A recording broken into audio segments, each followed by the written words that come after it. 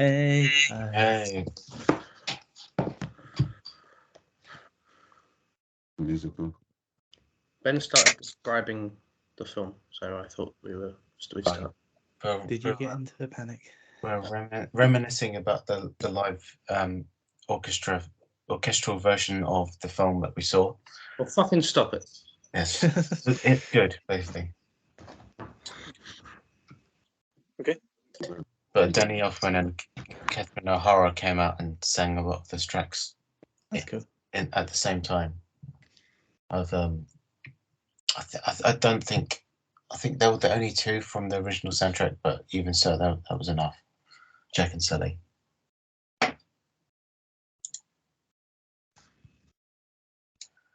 Hi, Simon. Oh, hello. How are you all? We're Pretty good, actually. Pretty good. I've got some pork pies, some beers. I've got everything I need. You're drinking a lot more than I remember. I have Yeah. a pizza. A kitten? Pizza? What the fuck Oh. did you hear? Racist. And I'm slowly building my Christmas tree. That's going to be made of gingerbread. That's novel.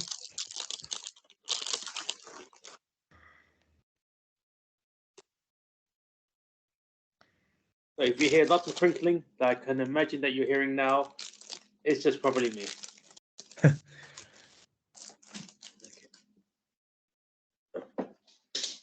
As I Are say you that, building it up like layer by layer, or is it just like vertical? I mean, technically speaking, it's like lots of like bases. So if you stack them high enough, eventually it's going to be a tree. That sounds ambitious. Uh, Oh no! I've just realised this is a Christmas call, and I don't have a Christmas jumper on. Back in a second. wait, this is the Christmas call, isn't it? Next. Yeah. Well, technically, it's the Nightmare Before Christmas call, so there we go. Okay, because I got my shirt. Yes, especially the Ghost of Christmas present. Well, I don't know what one's the best ghost, actually. They all have their pros.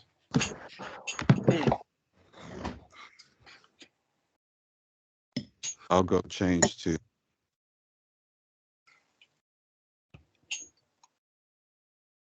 Can you hear the music in the background? No. No, just your voice. The voice cancellation is too good. Basically, the crowd playing the whole time I've been on the call. I thought it was a nice backdrop, but it's just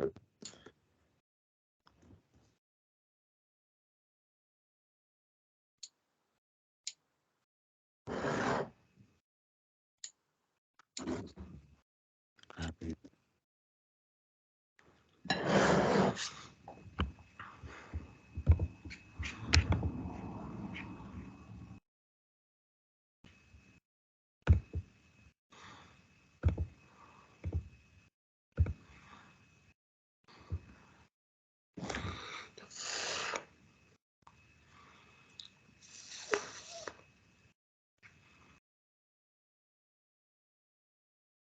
Rob, I do sometimes wonder why you start recording when we know Pat's going to be at least 5 more minutes.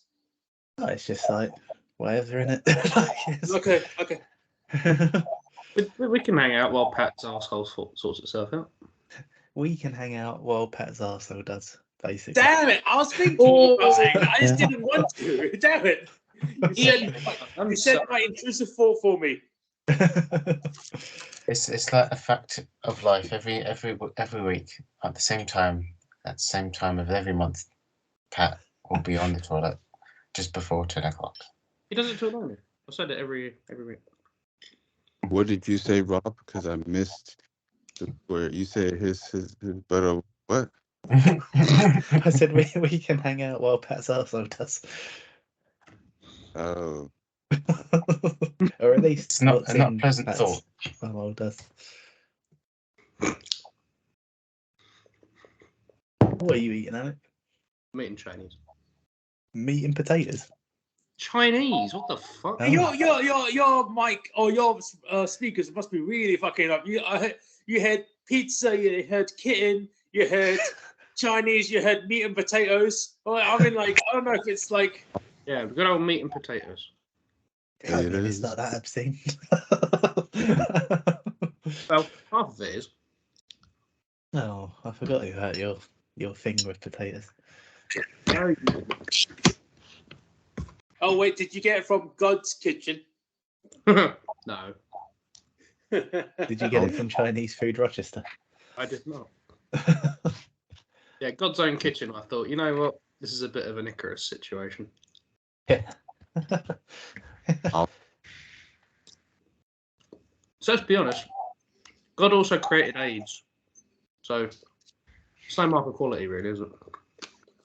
If allowed them to create it. Who's this God person you speak of? God knows.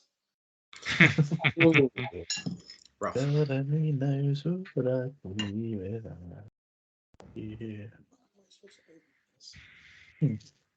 These pool pies are a bit squishy. What do you call me? Hey, that's the onesie that you wore down here one New Year's. Yeah.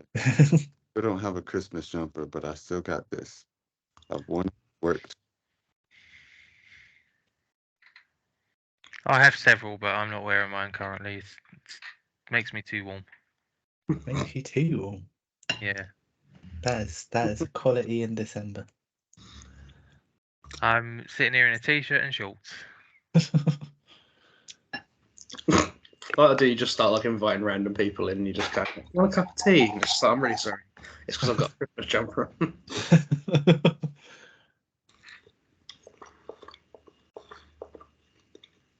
See, I'm preparing myself for a week of summer in a few weeks. Yeah, it's not far away actually. Nah, Where are you going, again? LA. Oh. Really? With a bit of luck, they won't let me come back. You won't want to come back. No, I know. That's the thing. Whenever I go away, I never want to come back.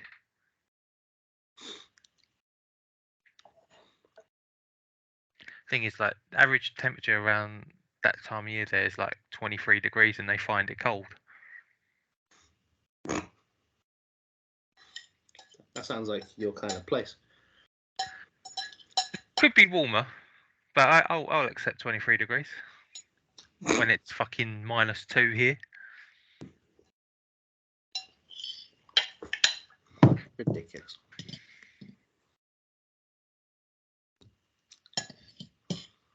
Oh, I'll send out the awards form tonight, and then once we've all seen Alex film, we can vote. Oh, great. I forgot about that. I highly doubt that Alex film will be worse than the one that I picked as the worst film. I thought you was going to say I highly doubt Alex film will be worth voting for. Oh, no, that's That's It what I definitely thought. isn't the I was worst like, film. fucking shit. 1000%. I say that's mean, man. My pick for worst film of the year is 100% Locked In. What is it? Guess. It's an Alec movie. It's got wanking in it. Weirdly It's- enough, I it didn't narrow shares- it it down shares as the much as I'd name- like. It shares the name of a former film club member. Oh. Oh, right. That's I right. like Humphrey. Humphrey. Don Humphrey. So that might be a better film, to be fair. Oh, Shit. I'd watch it. Shit. What the fuck's this?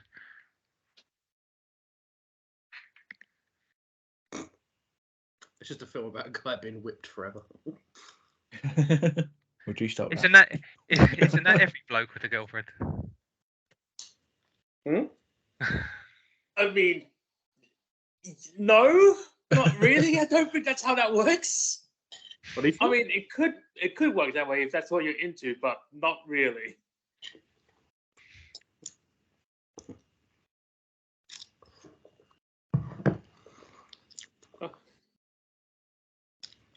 So, Okay, let's just do the thing that we do every time Ben does a pick.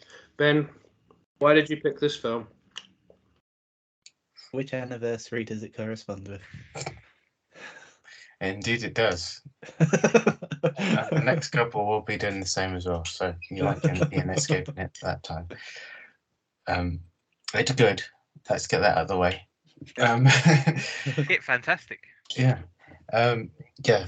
A Nightmare Before Christmas has been in our lives since we were like tiny little monsters, or as they were in the film. So it was kind of like 30 years since it came out this year. So I thought it was quite a bit of time to pick it more than any other.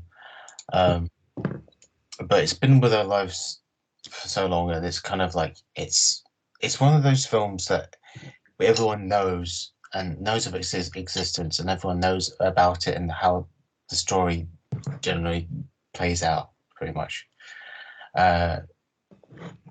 What's so interesting about the film is that when it came out, it was kind of like dismissed and kind of like it was pretty much a flop. Critics didn't like it, audiences didn't take to it at all, and it wasn't until a couple of decades later and it started to get like a following and kind of like this cult status among fans, and people of our generation especially just took to it because of the messages it had and the themes and just like the weird, unique, unusual style it had compared to every other film of its time, and especially extra weird considering it's a Disney movie through and through.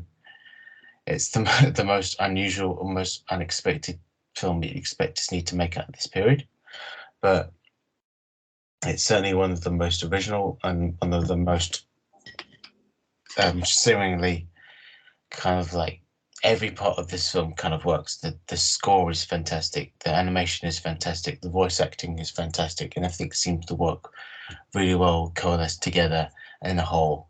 So everyone was just like wasn't pulling their punches, and we'll just put everything into this. Like Tim Burton's concept, Danny Elfman's songs, and Henry Selick's direction just all work together seamlessly well.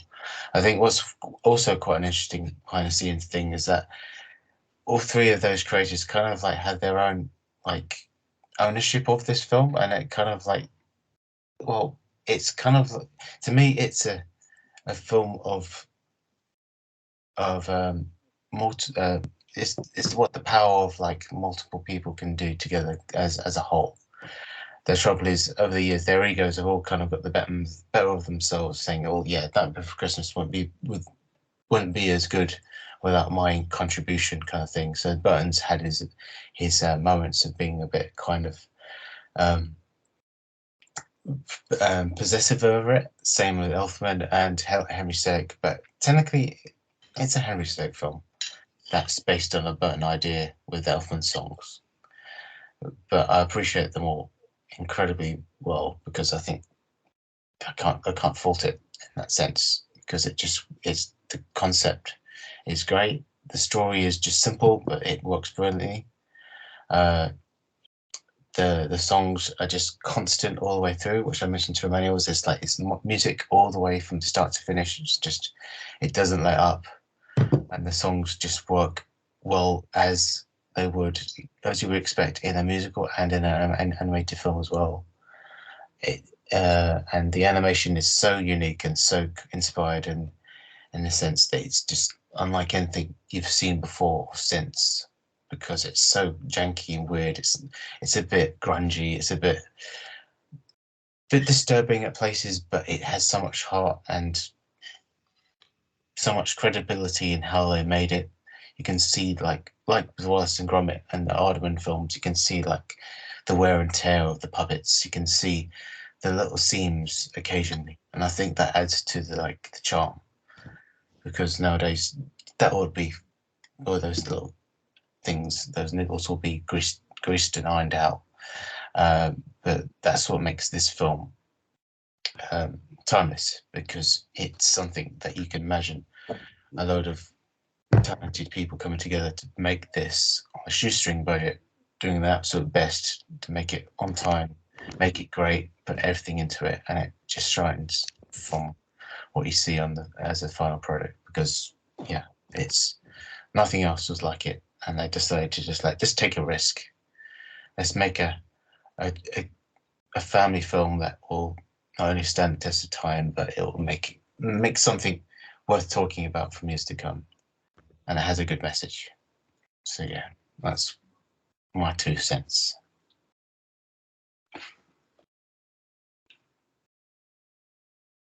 Yeah, that's pretty much everything that needs to be said about this movie. All right, next pick, Alex. Next pick. It's a Wonderful Life. Oh yeah, you said so before in the chat. But yeah, in all seriousness, this film is great. And as a thing about it though, it's always been discussed time and time again by lots of people if this is more of a Christmas movie or more of a Halloween movie. Admittedly speaking, it's both. But it's like, which one is it more? It's still the same amount, to be honest. It's pretty much it's like you know, it's perfectly balanced. It's enough gory. It's enough like, well, I think gory. Sorry, that's not right. It's more horror themed stuff, but because of the message of it being all family and good tidings and all that stuff, it's really the moral is very Christmas, but like the stylisticness is very Halloween. So it balances itself out, I would say. I've always liked this film. I feel like most people, I said most, but pretty much every person who's probably watched it when we were kids will thought, oh, it's Tim Burton's film, so he must have made everything about it. No, that's not how. Yeah, he produced it, right? We have to be discussed. But it's like, it does say, when we first open on the credits, it does say Tim Burton's A Nightmare Before Christmas. It only, right at the beginning of the end of credits, it goes, directed by Henry Selick. And it's like, oh, wait, really? But isn't it Tim Burton's film? Yeah, it's a whole thing about it again. I feel like I've probably watched this more. I've probably watched out of the films that Henry Selick's made. I feel like this one's the one I watched more, I guess, or the most. I have seen the other ones, like Kubo and Two Strings and like Corpse Bride, but I feel like this one is definitely his most stand-out-ish one, even though he's not as well mentioned, I guess. And whoa, sorry, Rob, your room went red for a second. I thought, yeah, and you got the blue reflectiveness on the eyes. It just freaks me out for a second. I was like, wait, what the fuck happened there? You might say, making If Christmas. it's upsetting. It was less, yeah, but it was like he's gonna start singing like Halloween themed song. I was like, oh no. This is Halloween. Actually, I've got a setting on my light for Christmas, so I'll change it to that. What's this? What's this? Stop it. Okay. Shit, I forgot what I was gonna say. Yeah, I was gonna say, love the film. It is a very old like childhood favorite of mine. I haven't like thought about it for years, to be honest. Except for when I see everyone who's ever been to Hot Topic of wore like sort of gothic clothing, where those sort of fucking like Jack Skellington, Sally cosplay people. I see those people everywhere fucking nowadays. So it's like the impact that this film had, it had lots. It's impacted like every goth girl that has ever existed has got a fucking Jack Skellington pair of stockings. Yes, I'd like to just repeat So, that because my goth girl actually doesn't like this film. Really? Yeah, Eb hates it. That's mad. okay. Uh, Most goth nope. girls have this stuff. Okay. Most, yeah. Okay. But like 90% of goth girls have probably got some sort of Nightmare Before Christmas like themed clothing, and it's just like, man, yeah, sure, you enjoy what you enjoy. At least like it's better than being the relationship between Sally and Jack is better than what people have now with Harley Quinn and the Joker. Oh yeah, it's so much more wholesome than that. That's for Yeah, sure. I was about to It's not say, even yeah, on the it's, same it's planet. like people who enjoy the Harley Quinn and Joker sort of romance are like, Yeah. are you sure? Is that really what you want? I mean, if that's up to you, I mean, yeah, it's just. Yeah, that's Stockholm syndrome, really, isn't it? With Jack and Sally, it's just like it's just so Actually much quite more wholesome. like, realistic. Ah. Yeah. Let's say, Emmanuel. I said, just to add to Simon's point, I saw someone dressed up like that today. With all lady, with all the complete makeup, it looked freaking cool. Well, as Jack or Sally? Oh, Jack. Oh wow, that's even more impressive actually, considering he's a skirt. God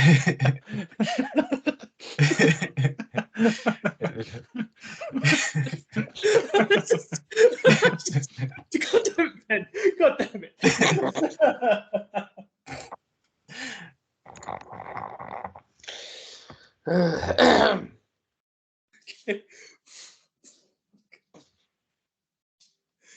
Ugh. All right, who else needs to do opening segment?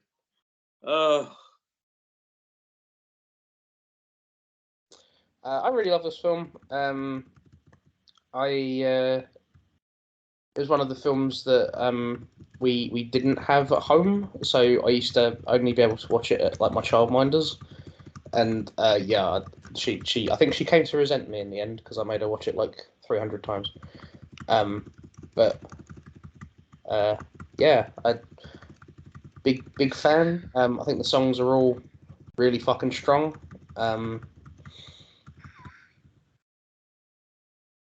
Yeah, I think the character design's really neat. I tried to show it to my mum. No, fuck my mum. What the fuck? I tried to show it to my sister when she was like really, really young. So I really don't know why I said mum. But I tried to show it to my sister when she was really, really young, and she just did not get on with it whatsoever. She still like is scared of it. She's like 22 now. Yeah, just did not get on with it, and I was just like, God damn! Like this is the level of scary that we could we could kind of go like, they're all right. But too much for these younger kids. Yeah, but yeah, I've got a few problems, obviously, Oh,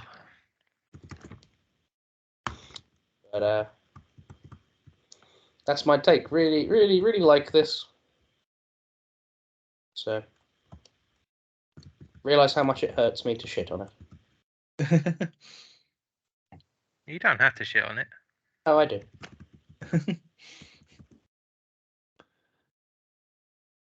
What were you laughing at? Me? No, don't matter. No, don't do that.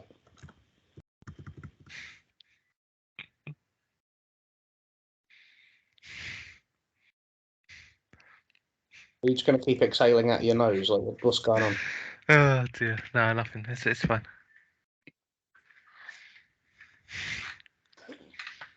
Next.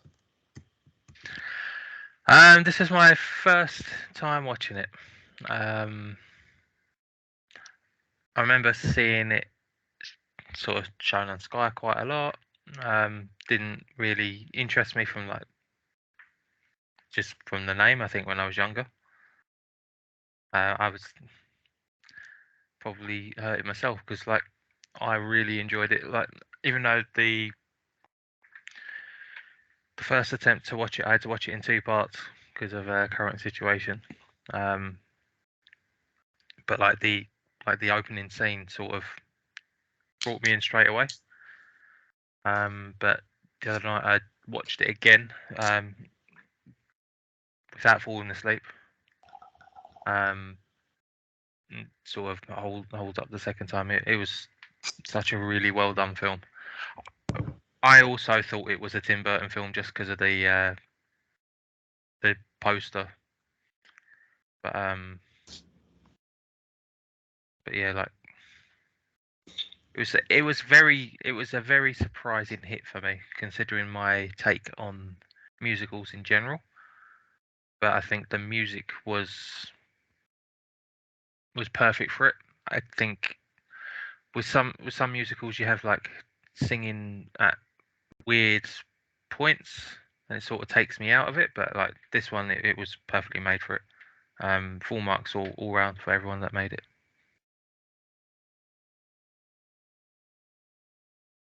I think I don't know. I think the music is a bit like,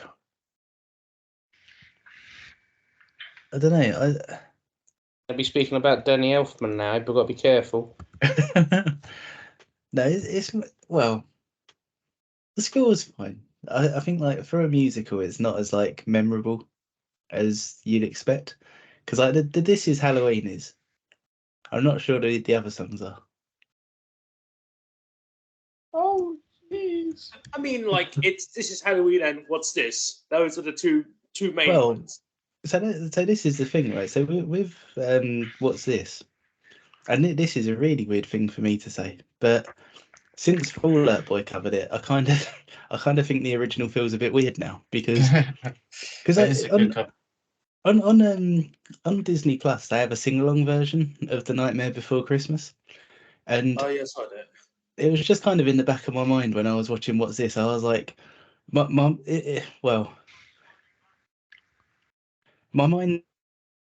that boy version because he actually sings in it, whereas it's kind of like talk music, if that makes sense. Yeah. Like it's kind of like it's nothing against it. Like I don't think it's like a bad decision to make it that way because like it's Jack's character and all that kind of stuff. But yeah, I think the Fall Out Boy version has replaced the original in my mind. I can't help but not think about that, and I'm like, kind of. This feels a little bit more low energy compared. Yeah, that's a good way to describe it. Yeah, And that's probably why, like, it went down so well with the original film because it wasn't your conventional musical because it wasn't as showstoppy or wasn't like as in your face or big or as bombastic.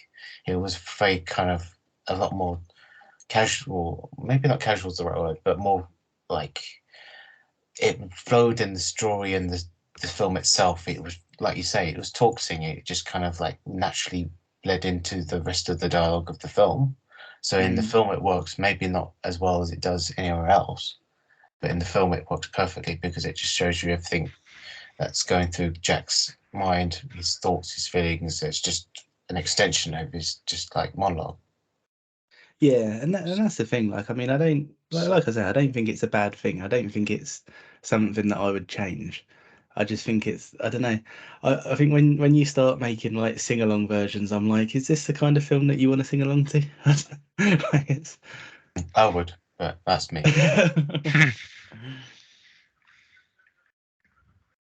He's fucking raging now. What you've But done. no, I quite like Danny Elfman's contribution. I don't. So early on, you've just poisoned the well. No, Alec has yet to say his thoughts, so don't speak too soon. Do we know why Tim Burton didn't direct it? By the way, 'cause I've always been curious, but not curious enough to actually find out. That's a good question. I think it came out around the time Edward Scissorhands was making that. I think it might have been to do with like time constraints, and he needed like a professional animator director to do it. He needed someone that would just devote all their time just to the animation because it's so time consuming, the stop motion. And I think that was the main reason he's like, I need to put a thing into Edward Scissorhands, otherwise I can't be in two places at once. And it must have been to do with that. But I need to look up myself because Corpse Bride and the Frankenweenie remake, that was all Burton. Henry Selick didn't do those two. Yeah, I'm just looking now. So it was Batman Returns he was working on at the time. Oh, maybe that's what it was then. Okay, maybe Yeah, it was the pressure from the studio being like, one of us wanted him to do this, and Disney wanted him to do that.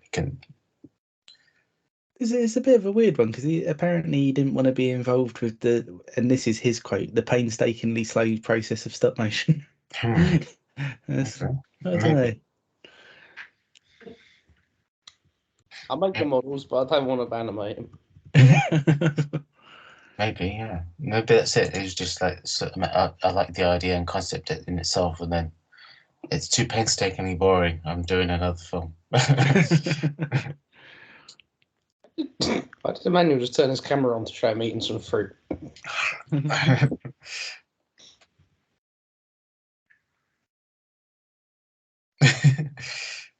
You will find out.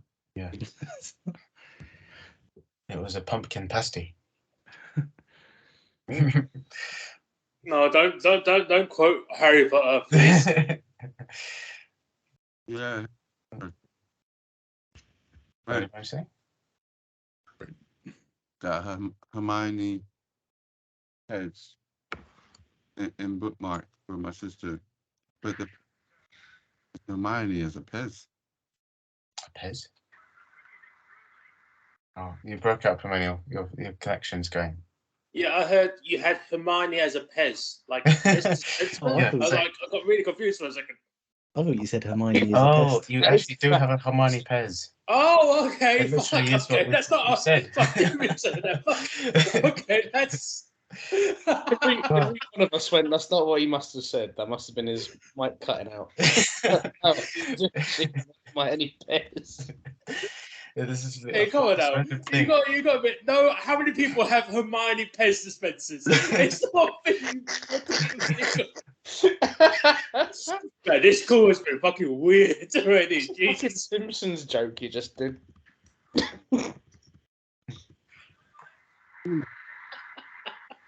Come on. I'm gonna die already. Oh man. Yeah, I got that in a bookmark, a ones type bookmark for my sister, like the metal. It's pretty Oh, cool. okay, that's nice. But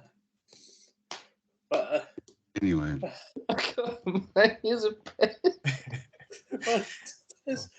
okay, let's go. Very good. Your opening statement, Emmanuel. Yeah. right? What? Oh, sorry. A gift that was given to us, but we didn't realize. Okay. First off, I never realized Fall Out Boy did a cover or did their own version of this. So I will be listening to that later. Yeah, it's on the soundtrack. Where the Marilyn Manson cover of What's This comes from. It's on that album. I didn't know anyone. Oh, really? You told me about the Marilyn Manson one, remember? Did I? Back in sixth form. Oh, You Well- made the demo or like the mixtape with that on it. that's great. You'll know it again when you hear it again, I think. Probably about by myself. That'd be really embarrassing if you watched it again and just went, I have no recollection of this. You would, you know. Yeah, as usual, film was great. It's I think it's perfect. I don't think anything could really. I have no comments on anything to really be changed about it. I like it pretty much as it is. It probably helps that I saw it live with Ben.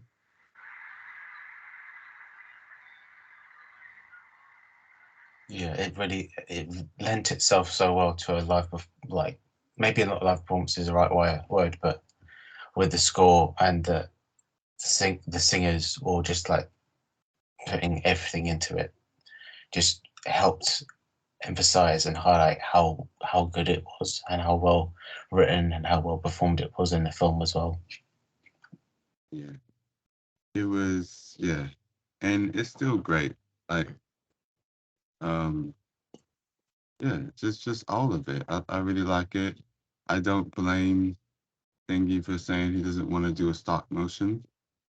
I mean, knowing like how much work they put into the Wallace and Gromit type stuff, man, that seemed painstaking. Well, I guess the people who want to engage in that are like, artists with drive and stuff, and other people just kind of want to do the pretty pictures and fuck off. It's you get kind of similar things with, I guess, animators who still animate more the classic way. I feel for anyone who does that kind of stuff, you're doing frame by frame by frame, and stop motion is even more of a laborious version of animation. Because you're physically molding every single movement, and it's just like, man, the respect I've got for any of the people in that craft. Yeah. Sometimes it takes like a whole day to do 1 second. That's how insane it is. Well, you have to care about it. So You definitely have to care. some people care more than others, I think. But yeah, I could do that. I could do the concept art and all the nice art pieces, but I could never do the animated part. That's just where I couldn't. But anyway, I thought that part was really well done. It was really cool seeing the kind of old kind of it feels like you're seeing dropped frame when you're watching the stop motion. That it's been a while. That itself was just nostalgic. And just seeing that how the motion was itself. Like, oh, this still looks cool. And it holds up well on the 4K TV. Like remaster. Like it still looks great. Like, yeah. But yeah, that's what I gotta say. It's just awesome. It's good.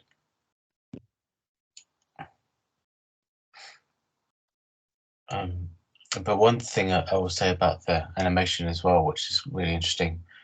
I think I can't remember what it was. I think it was one of the either Frankenweenie or Court Sprite or all of this. There was a making of behind the scenes, and they talked about how they would like animate a film of this type, and not only the animation, doing it for frame by frame of making it 25 frames per second kind of thing. That's hard enough in itself, but the real art is kind of like syncing to the dialogue and the music. And I can't get my head around how well they do that in every stop motion film that's ever been made in the past, because it's like obviously all the dialogue and all the sounds are pre-recorded before they even animate at all and shoot that. They have to match every frame perfectly to every single phonetic movement of the mouth of any character speaking. And if they're a bit slower or they're a bit longer than they'd like, they have to trim it down. So I just can't fathom how they time it. It's just apparently this mathematical way of doing it that makes sense for the animators, because if they don't do it right, they have to start again from scratch, because it's too hard to kind of like, you can't edit that in any digital way to make it look good or convincing, so they have to do it again. So there's the art of just syncing to sound when you're doing it frame by frame. That's just incredible to me.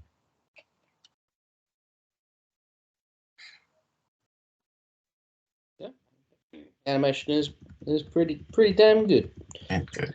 Especially when they've got to like get a different head each time. They got to screw on this different. Yeah, they just have a collection of different expressions and different heads that do different things as well. Ones that speak, one that react to or emote.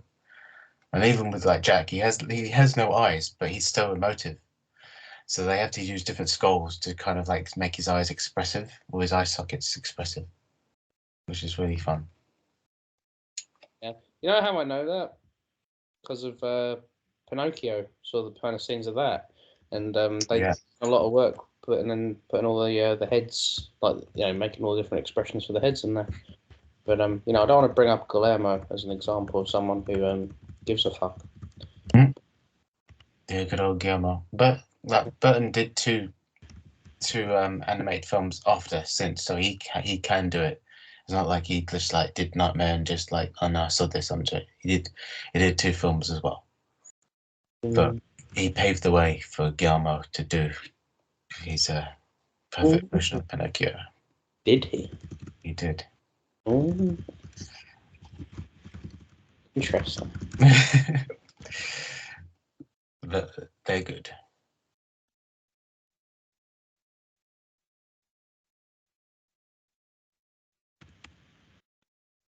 Anyway, I was going to Right, say, why'd you like it so much? Why did I like it so much? It was just a really well crafted film. Like I said earlier, I hadn't watched it before, so I didn't really have much of an opinion on it. But I do love Burton style films. Like, even though he didn't make it, there was still a lot of him in it. But even what did the director make outside of this? he did James and the Giant Peach, Coraline. The new one, Well, there's only been one James and the Giant Peach, as far as I'm aware. the one that came out like a few years ago. James and the Giant Peach came out 98. Okay, so it's the old one that he did. Yeah. But I don't remember any other versions of it, unless I'm literally doing a blank. I'm pretty But sure he we did went the- to see one a few years ago. No, And what was the other ones did you say he did? Coraline, Box Trolls, and Kubo and the Two Strings. Oh, I've not seen any of them, to be fair. But no, it's a film that sort of lends itself to both Halloween and Christmas, and I think the way it sort of blends the two is pretty cool. And yeah, the first song in it is the one that's been going on in my head all week. Even at stressful points, it's just been playing in my head. What, this is Hanukkah? No. Afraid it was spin in the dead of night. No, I just like the way the characters are written, like the science guy and what's her name? I can't remember her name. Sally. Sally. Their scenes were fantastic. The fact that she's always trying to poison him, and he just falls asleep and then wakes up in the ump. Every time it gave me a good chuckle. But no, it was a film I didn't expect to enjoy, but I was happily surprised. I think you might like musicals more than you think you do. I might do. I might just watch a load of shit ones. Well, Rob, you say that. I wanted him to have this feeling when he watched Willy Wonka, to be honest, and he was like, no. Yeah, to be fair, I not didn't feeling enjoy Willy Wonka. And it breaks my heart because It it's like, breaks my this is heart as kind well. of like Willy Wonka-ish. But I was like, I've got the musical feeling, but I was like, no, fuck Willy Wonka. Fuck that shit. I must like, admit, oh. there was a couple of scenes where I was going, Jack isn't a million miles away from Willy Wonka. Yeah, they're both eccentric, full of heart of gold, but The thing is, they go about it in the I same way. didn't have a problem with Willy Wonka, the actual character, because it was played really well. I just didn't like the film. Oh, Whereas this one, I don't know if it's the Halloween and Christmas lover in me sort of took it over the top for me. Whereas like Willy Wonka didn't really do anything for me. do you know one thing I always think, mainly sort of like at the opening bit, because where you've got like all the trees with the different holidays on the doors. I always wish that there was like a glimpse into them a bit more. Like, I mean, I know it would have added a lot of labour for very little, but I would like to see what was going on in like St. Patrick's Day and like. Yeah, what's going on behind the walls? You and I both know that they couldn't show what was going on in St. Patrick's or Valentine's Day because I did like when they looked into the trees and there was St. Patrick's Day and Valentine's Day and I was like, oh yeah, fucking and drinks. Then it was like Easter and Thanksgiving and I was like, oh, the controversial religious ones, maybe The not. chicken and the egg, or the turkey. Yeah, they were better off staying away from it because they could have done something quite offensive with St. Patrick's Day. Well, I mean, Midgets drinking, you know, quite a it can be quite a sore point for the way it can be presented to the audience. But no, I was happy with what they showed. The fact that they abducted Santa Claus and threw him into the fucking cellar. But no, it was really good. I had a great time watching it, even the first time falling asleep. To the point that I was still sort of semi-conscious, and I was like, I can't fall asleep here and not remember where I was. So I paused it and went like I think 37 minutes and 12 seconds, put it in my phone, and then turned it off and fell asleep. And then went back to it the next day. But then obviously, I think it was Thursday night, I decided to. I got home a little bit earlier, so I was like, I'll try and watch it the whole way through. And I was wrapping some presents at the same time, so it sort of kept me occupied. Mini series, I think. No, it's perfect as it is. I'm just in a bit of a tough spot at the minute with Christmas around the corner.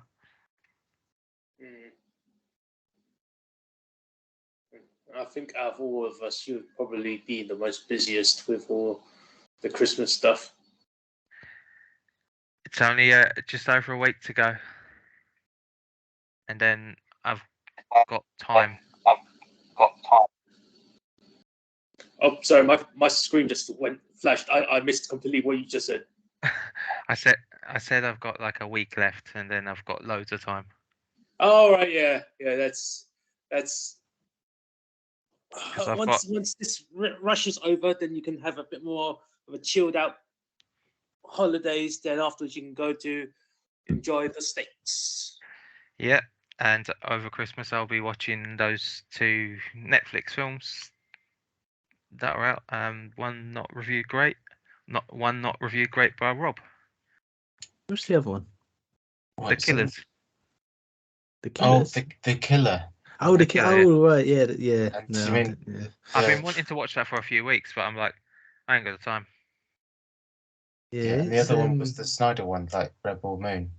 And I've got to be honest, I called it from the start. I didn't think it looked very good, and it doesn't surprise me that it's getting reviewed out the arse.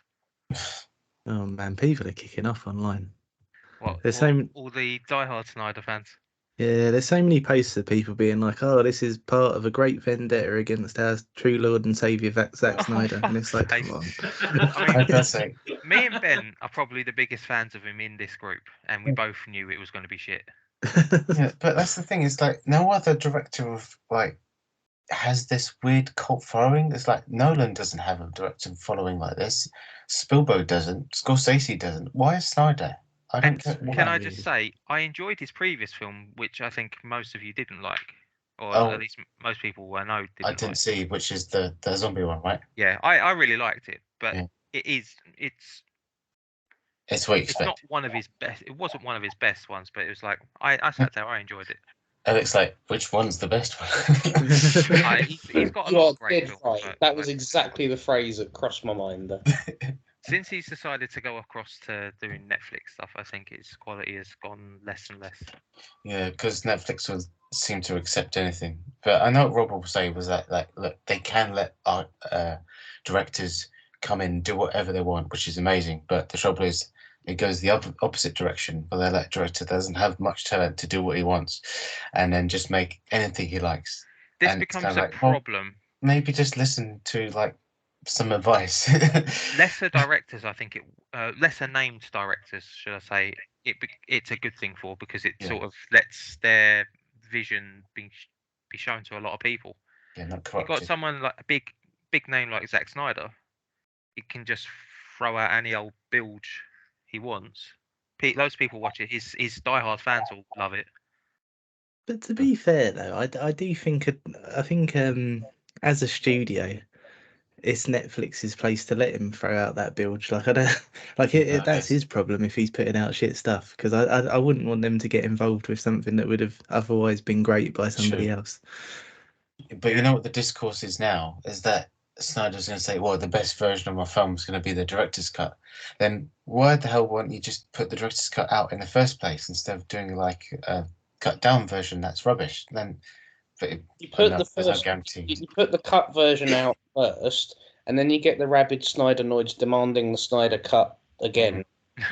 It's release that again, and then Yeah, I actually agree with Alec on that because it's mainly money It's- and money. That's generally the two things that make. I I mean- have seen what happened in the past by accident. Oh, this worked randomly. Let's try this again. Do you know what's funny about this? Is I'm slating this film, right? I haven't even watched it, and I'll probably watch it and love it. I wouldn't be so sure. I mean, you just don't know with me sometimes. No, true.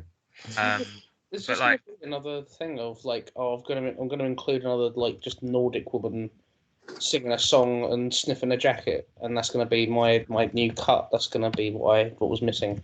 The Everyone, thing is, the oh rate, man, that should have been in the real one. It's like, I don't know how much it does for it, to be honest. the rate it's going, his potential sequel might not get made because I think it has been made, but it's just might not be. Oh, is no, a it won't be two-parter? shown. Yeah. It's a 3-parter, I thought. Oh, is it? All right. I might be wrong. It might be just a 2-parter, but Certainly got to. yeah, like That's an annoying trend. I don't because- like that that's a thing now. Yeah. Netflix. Just make a miniseries. Netflix pay a lot of attention to reviews, and if the reviews for this is so bad, then they're most likely going to be like, no, we're not releasing the second part. If you want to release it, get another studio to fund it, kind of thing. It's weird though, isn't it? Because like Zack Snyder's kind of got this. Well, I mean, this is what we've just been talking about, isn't it? Like he's got this weird following where I don't know. I feel like getting bad reviews is just going to strengthen it because you get all these weird people going like, "Look, this is proof of a conspiracy against our man," and it's like, no, it's not. He just made a shit film, but because everyone's making that noise, it means people are going to go and watch it to see which side are right. It's like Pepsi and Coke, isn't it? Yeah. But I don't know why it's suddenly so much volatile. Like they get so volatile about all. And it's just a mid director. Yeah, yeah. That's the thing. Yeah. And I'm a big fan of Pet. It's just like I do like a lot of his films, but it's like. But you're not why going is to put he- him in your top 10 directors of all time, No. right? It's like, why has this suddenly come out of nowhere? Like he's just the god tier director of our times. It's like what? I mean, like, if you were going to have a choice of Zack Snyder directing with Michael Bay as like a producer Oh, Robin Extreme. versus versus Scorsese as a director and Quentin Tarantino as a producer, you know you're going to pick every single time. Yeah. You're going to pick the ultimate dream team of Snyder and Bay. No, I'm joking. I'm joking. Like you can enjoy his stuff, but also you've got to also realize that he's not the high end of movie making. And like I've enjoyed a lot of his stuff. Like Sucker Punch is one of his worst rated ones before this one was released, and I absolutely adore that film. Just and it's not necessarily because of the storytelling, because it's not really what I took out of it. It's more the visual rush I got from it, and that's what I get from a lot of Snyder stuff. That's an interesting way to describe it. Like as a visual storyteller, I think he's very good. Like I think 300, The Watchmen, and I'm gonna anger Rob now by saying Dawn of the Dead. I absolutely love that film. I love them both. I love both the original and his remake, and obviously his DC stuff. In particular, his the cherry on top of his cake, the Justice League, the Snyder Cut version as well. Is it a Snyder cut though, or is it just slow mo? I love it anyway. Which it is a Snyder Cut because I don't Snyder and have Samo are one and the same. I don't have Well, the other That's the version. of it. problem, isn't it? Anyway, we should be talking about Nightmare Before Yeah, Christmas. What's we going should. on? I don't know Nightmare what's Before happening. Christmas has no Samo. Sorry, I took it off. So it's off- certainly not my the apologies. Snyder cut. Yeah, Nightmare Before Christmas has very, very, very good storytelling, in my opinion. Unless Alec will come in and say otherwise. I still think it does. Yeah, what's the deal with that 6? Yeah. You cretin. Well, there's two sort of main branches to this one. I think I've just decided which one I'm gonna tackle first. It's Since a root and branch restructure of the story with Alec. we've already started mentioning the doors, I would like to bring up how the way people are moving between Halloween Town and Christmas Town, because we see in the opening we have a forest and there's a ring of 6 trees, and that is St. Patrick's Day, Valentine's Day, Easter, Thanksgiving, Halloween, and Christmas. That forest we never actually return to. We instead go to a different forest when we follow Jack for the first time when he discovers it. He goes through a ring of 5 trees, which is missing the Halloween tree. He doesn't go through a door or anything. Just finds this random tree circle there, and then goes through the Christmas door, and then he falls down a wormhole, lands on a big mound of snow, but there's no forest in Christmas Town. How does he actually get back to Halloween Town when there's no ring of trees in Christmas Town? Like, does he just stand on this mound of snow and then go back up this wormhole and then back through the thing? And I'm like, this is awfully complicated, actually, like logistically. Maybe if you had Jack walk through the forest until he found the Halloween door, and then pushed through the Halloween door, and he came out into the ring of trees we saw in the opening, and then he just went through the Christmas door, and there wasn't actually a wormhole. He just walked through. That'd be completely fine. But instead, we've now made the whole moving between worlds thing logistically very, very complicated. And I think it's not something that you necessarily pick up on watching it. But yeah, we have 3 different setups here. I actually 100% agree with you, because it's the thing about when he is in the real world and he escapes through the graveyard and he somehow pops back into Halloween Town realm, and it's like, wait, could you do that? Could you always do that? That doesn't make sense. When could you do that? When did you know to do that? It's the thing of it's one of those things that are like, it doesn't make sense. But as a kid, you go, I don't know. We're back to like a main time. But it's a thing. But you think about it, as an adult, you go, yeah, that really doesn't actually make sense. Why did they have established the trees but don't go back to the trees? I'm sort of okay with Jack specifically having a way of moving between, like if he goes into like a crypt or something. I'm okay. I'm more okay with that. You're right. It's not established. It's not something that's established, you know. But yeah, I really thought the trees were a bit of a wasted opportunity, because I was like, that's interesting. We've got like a 6 tree setup that all kind of open out on each other. Like, that's neat. And I'd have liked to have seen the Christmas version. And like Rob said, like I'd have liked to seen like the other versions of like the other worlds as well. But instead, we've just kind of got 2 different forests that seem to occupy the same space, and then no forest in Christmas Town. And I'm like, I don't understand. It does kind of. It feels like maybe something's missing, because I can imagine the reason that they didn't explore the other doors was because it's such a process to animate something like this. But yeah, it feels weird that they would go to the effort of animating the doors and then not doing anything with them, and then this happening. Like it feels like maybe there's like a storyboard that went missing or something. Here's the thing, because you have the opening narration as well, and it's like, have you ever wondered how the holidays come from? If you haven't, then it's time you begun. And I'm not confident that we actually like explored that necessarily. Because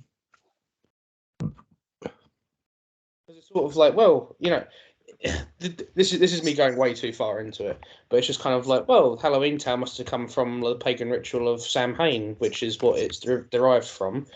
Christmas Town must have come from the pagan ritual that Christmas is based off of, and then it's like St. Patrick's Day. What happened there? And then Thanksgiving. It's like that one didn't actually exist until American settlers went and pissed off a bunch of Indians. So Valentine's Day didn't come about until some philosopher called Mr. Valentine had some kind of I don't know, like where does this begin? And I'm sort of envisioning like a bit of a Terry Pratchett sort of thing where he does a lot of stories about like metaphysical beings coming into existence because of like the belief that the general populace has in them, so they manifest it. And again, I've gone too far, but or as me and Emmanuel likes calling it, Gods of America, or American Gods, sorry. Gods is exactly, yeah, because Neil Gaiman and Terry Pratchett worked together on that one. Yeah. So yeah, like that's kind of where I was expecting when the narration is, if you weren't wondering where holidays come from, it's time you begun, and then it's like didn't actually really explore any of that and stuff, and you didn't actually have to make that the opening line. So. I mean, unless of course he was thinking of like Nightmare Before Christmas. I don't know. Unless he was like the Egg Hunt Before Turkey. I don't know. It could have been anything. Unless he was making sequels. I don't know. Yeah, I mean, That's cool. I hate to take your position on this, Ben, but I think maybe it would have been quite good as a mini-series that explored more holidays and. They could have, yeah. But I think that's something that works well.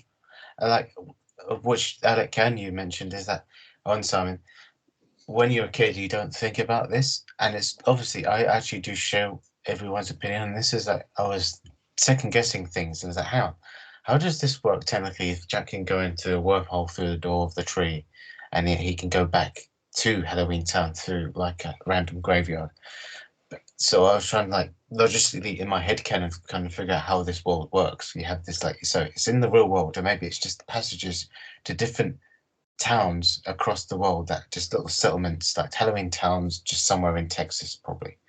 And obviously and obviously Christmas towns in the North Pole. There's just these little pockets of like random weird towns, and that's just transportation to each one. But why does Jack have the ability to go through a graveyard and then he's automatically back to Halloween Town just because it's like the land of the dead, maybe? And so if someone from Christmas Town went into the regular city and they wanted to get back to Christmas Town, do they just go up a chimney, maybe? Or if they're like from Easter Town, they have to just, I don't know, They have to nail someone to from heavens and just go in there. Just, I don't know what's going on, but.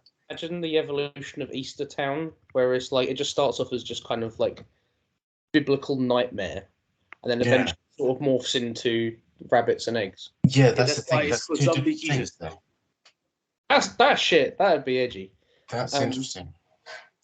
But, they could do a series about that, but I think Selick and Burton were like, no, we're not going to touch this. We're not going to do another sequel to Nightmare. So I do respect it for that reason. What makes it a Disney film? You can't have Valentine's Day world being just rampant fucking. You can't have St. Patrick's Day being drinking and car bombs. You can't have, you can't have any of this cool stuff. You have to you're just stuck with Halloween and Christmas. So, yeah, that was sort of like one of my things, because you never see like the blizzard again. You never see like the wormhole thing.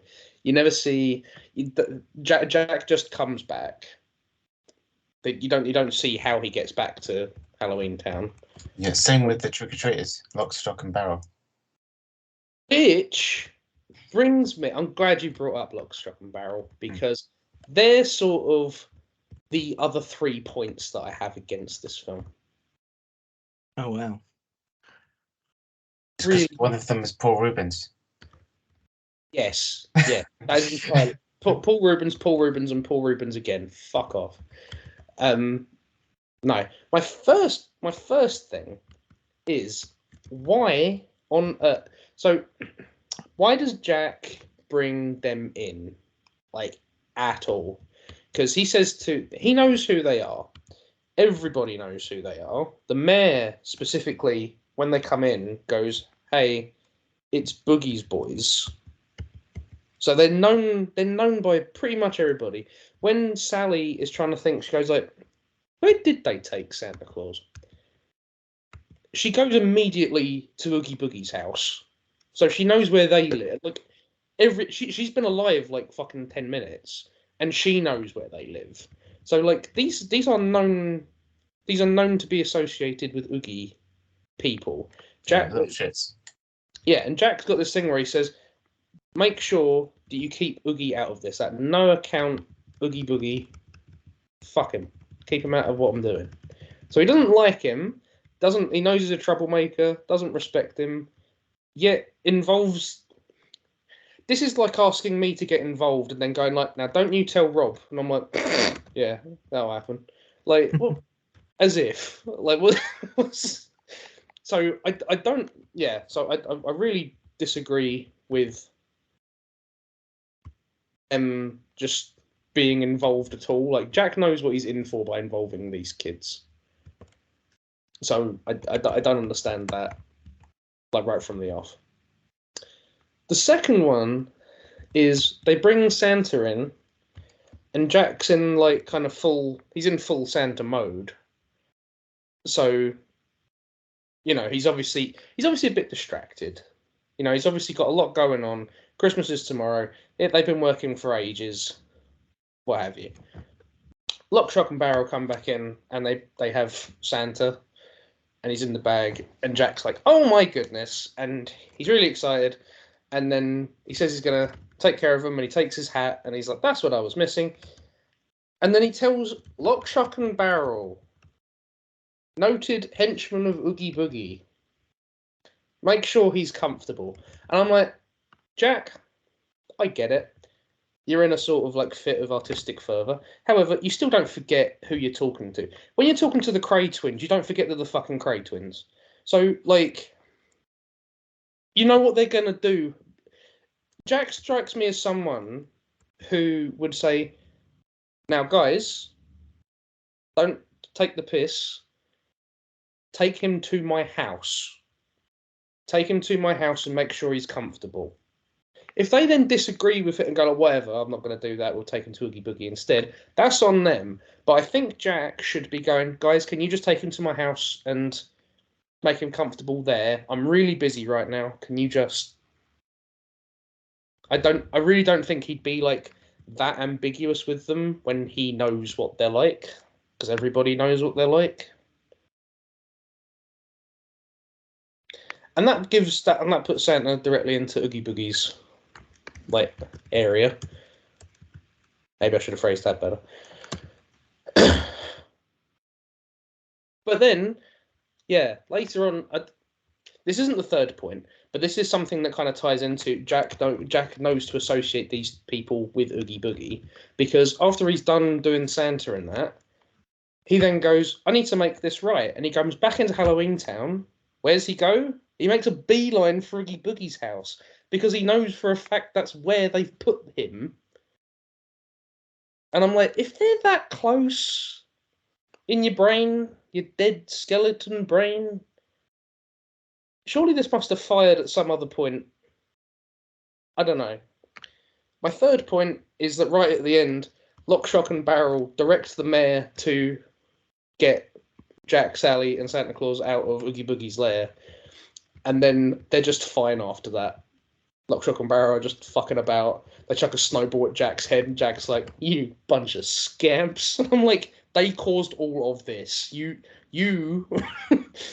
caused all of this by involving them specifically. These kids are little shits. Like, you want to be indignant at Oogie Boogie and going like, "How dare you treat my friends so shamefully?" You kind of did this by involving these little cunts, and now they're going like, I'm like, fucking skin them. Like, why are you cool with these people being here? And they just get let off the whole time, and it's just kind of like, you know, I have this problem with, you know, Halloween Town. They start off and they say in the opening song, "We're not mean," you know, Halloween's just for fun. We do all these scary things, but we're not mean. But I'm like, Lock, Shock and Barrel are fucking mean. They tell, you know, their whole song is about being mean and locking people up for 90 years and torturing them. And it's like, that's really fucking mean. I don't know what the fuck. Of all the kids who should get treated with as much contempt as Oogie Boogie, because they work with the bastard, like, why are you just... Jack just doesn't give a shit. He's like, whatever, they're fine. I'm like, they're not fine. They're assholes. Get rid of them. He's just super naive. Yeah, and their kids as well. You're super naive, and you're a kid. But I know what you mean about the sense that, wait, hang on, if Oogie Boogie is so notoriously horrible and Lock, Shock and Barrel are Boogie's cohorts, you should be like, why are you letting them go and capture Santa Claus? Is it just because that they're really good at that sort of thing? They're good at capturing and kidnapping people. Maybe that's it. But that's still a risk, and it's still kind of like, well, they got it wrong for starters. They got the Easter Bunny the first time round, so they're not that good. So it's kind of like, wait, why There you are no more trick-or-treaters in Halloween Town of all places. There's three trick or treaters in Halloween fucking town. Yeah, just get like the vampire guys to do it, or the Wolfman, or whoever. Just get someone. Anyone. Yeah, the mayor will do a better job, maybe. I don't know. Recruit one of Well, they had someone who looked like Krampus, so I think he would know who was Santa Claus anyway, because you had the one devil guy. I was like, didn't you work with Santa Claus before? I'm pretty sure you're Krampus, right? Yeah, you have no shortage of people who could do this to you or do this for you. I mean, the only thing that I could think of was maybe they were busy because Jack had plans for everyone in the town to do something, like making hats out of rats or bats. I can't remember. I know he makes a hat out of a rat, then he makes it out of a bat. Yeah, but he makes something. But like everyone was doing something. Maybe there was like no one else. They're like, I've got these kids who don't really do anything. Maybe they could do it for me. I guess that's probably the only thing that I could think of that's like logical in that sense, because everyone else was busy. That's the only thing I can think of. Yeah, but then it's sort of like, well, you know, if I involve Oogie Boogie, then this whole thing's definitely getting fucked. Yeah, but that's why he made them promise. That's why they crossed their fingers. That's why he made them promise. Nice.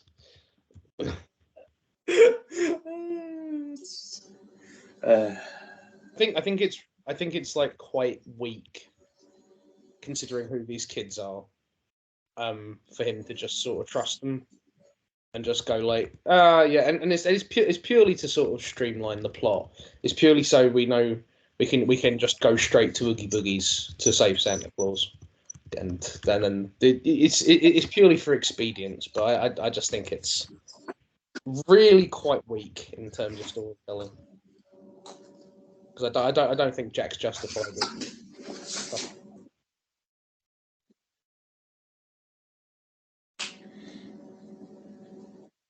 Especially with something as crucial as Santa Claus, you know, he's kind of a literal idol for Jack.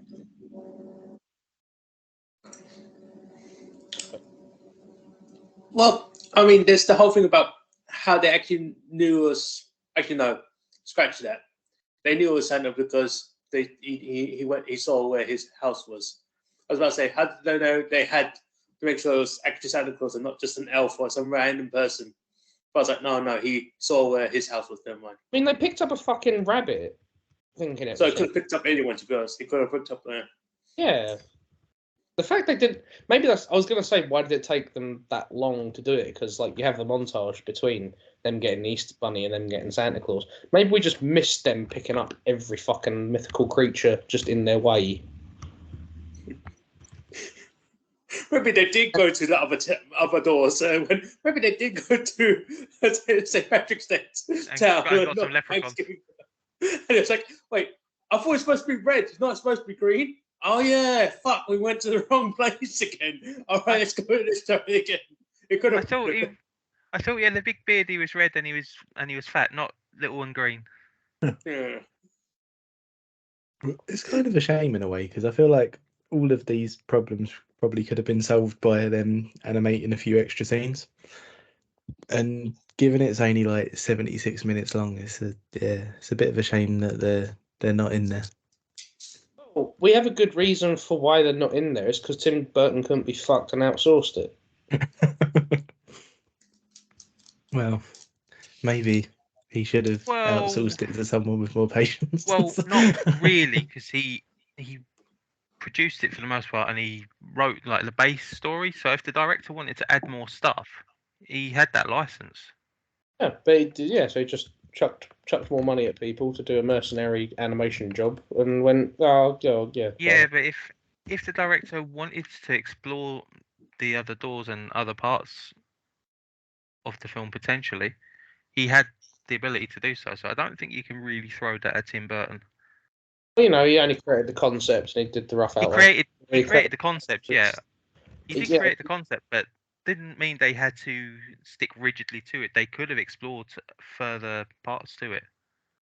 I mean, at the end of the day, he was just producing it in the end. The director tends to have more license. Yeah. So I think it's, if they're not exploring other parts that you're more interested in, I think it's more of a combined effort. You can't really say it's just a Tim Burton problem because he couldn't be bothered to do a certain style of animation. Which you could also say maybe he, like you said, he didn't really want to do it, but there could have been reasons why he didn't want to do it. Like there was better people for it. He might not have been able to. He might not have been able to create animation the way it was created in the end. Like there's loads of different reasons behind it. Could have given a fuck. I mean, he did give a fuck. He fucking wrote the thing. Well, not really. He just threw money at someone else and went, make it. No, but I think Your hate to Tim Burton is ridiculous, man. I know what Pat's trying to say is that look, he was like Burton was savvy enough to be like, look, hang on, I'm not good enough to animate it myself, so I'm going to give it to someone who can.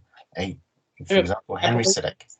I could collaborate with the person and we could have fun with it. We could include many different scenes, many humorous cutaways of these Halloween Rob- guys traipsing through. Which Rob's literally Which they said he did was as making well. something else at the same time. Yeah. He didn't have the time to. yeah, he was doing Batman and prepping Edward Scissorhands. So he's like, Some directors can't make like 2 films within a 2 or 3 year period, and you're expecting him to make 2 films at the same time.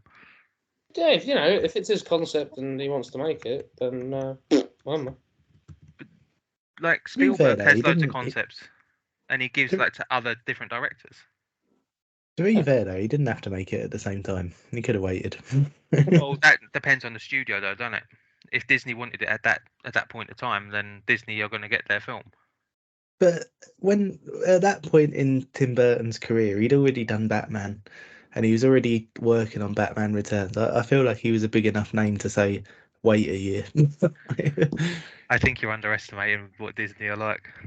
No, but they're not idiots. Like if they want the film, Oh, and they are. if they want the film and the person who they want to make it is Tim Burton, like probably the biggest that he's ever been in his career. I feel like him saying, "I want to make this next year so I can make it," would have flown. So I don't know. well, in the end of the day, it didn't really matter because Burton still had his name on it. So 99% of people thought it was a Burton film. So their marketing managed to fool everyone. To be fair. he did put his name on it, and he did do the art style to Yeah. make everyone think that it was him that did it. And he was happy to just take the money off someone else's stop motion stuff. Yeah. I do think it's quite bad for Henry Selick, to be honest, because everyone assumes it's a Tim Burton film because it's called Tim Burton's The Nightmare Before Christmas. Yeah. So Henry Selick just kind of gets forgotten about, even though he's the one who did all the work on it, other than like the initial concept and that kind of thing. Yeah, it's the trouble. This is not a name that everyone would care to remember. That's the problem, which is sad. Whereas Guillermo, he was pretty hands-on with Pinocchio, I Yeah. think. But I think Guillermo could only do Pinocchio after he had such an illustrious career from the get-go. He couldn't do like Pinocchio in just after there was Backbone. He wasn't a big enough director to be able to have the clout and money to do it then. But now he does because he has so much amazing films in his backlog. We that did he just can talk about just do it. Burton was at the height of his popularity there. But He you've now also he got does, yeah. Del Toro was probably comfortable with that style of animation. Yeah, because he knows how it would, and it's so much more fine-tuned than it was now than is then. So doing stop motion now so much easier than it would be stop motion in the 90s, which is they didn't Yeah, have I computers think- to figure out any of the timing and all that. I've never been the biggest fan of stop motion, but I think those that made them like in the 80s and 90s, I think it was a much more impressive feat than it is now, because everything is basically done by comfort of your computer screen. Whereas back then, it's like the technology wasn't wasn't anywhere near up to the standards it is now. So I think like it was obviously going to be a lot harder, and like Tim Burton may be able to have a better grasp of it now than he was way back then, but who knows? Like, anyway, I think it's still a fantastic film. I don't give a shit. I didn't think this would be the this would happen in this call where I'm actually defending a film that I didn't necessarily care to watch before Ben picked it. I mean, I don't know. I love Tim Burton, but I think this is an area where he's opened himself up for criticism. I get it, like, because he's plastered his name on it, so I do understand it, but I also don't think that the problem that people may have with it is necessarily his fault either. I mean, not entirely, but I think it's yeah, I don't know. It just feels a bit. It feels a disservice to Henry Selick, and Henry Selick does deserve much more credit for it because it is basically his creation, using obviously Tim Burton's inspiration, but it is Henry Selick's film. So for me, he deserves as much praise for the success of it in later years as he does criticism for not expanding on potential other arcs of it. And Tim Burton doesn't really necessarily deserve as much credit. Like, obviously he wrote the concept to it and he was producer, but that's about as far as it goes. Like, it's like Steven Spielberg having credit for fucking Transformers because he produced it. well, I don't know. It's The visual style associated with Tim Burton, and it's got Tim Burton's name on it. So it'd be, yeah. I don't think Henry Selick really had much of a chance to. But Henry Selick wasn't really a big name then, was he?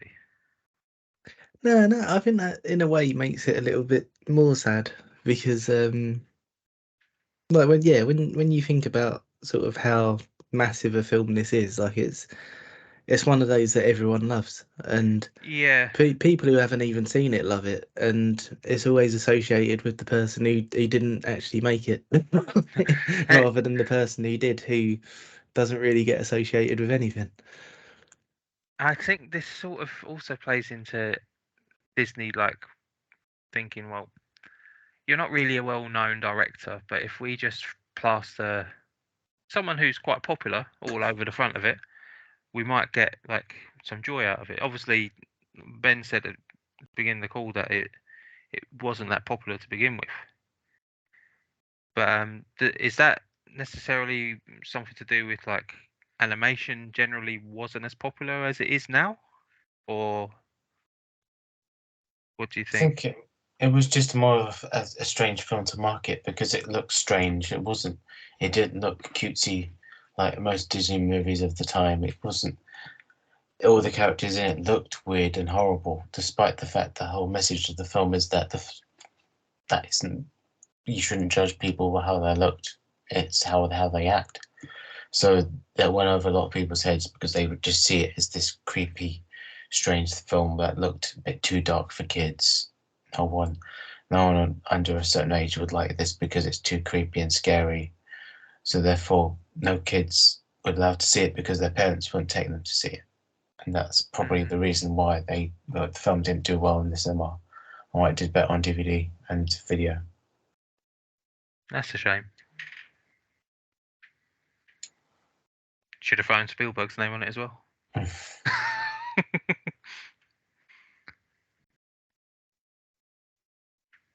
No, nothing. No, okay. Oh, that's good.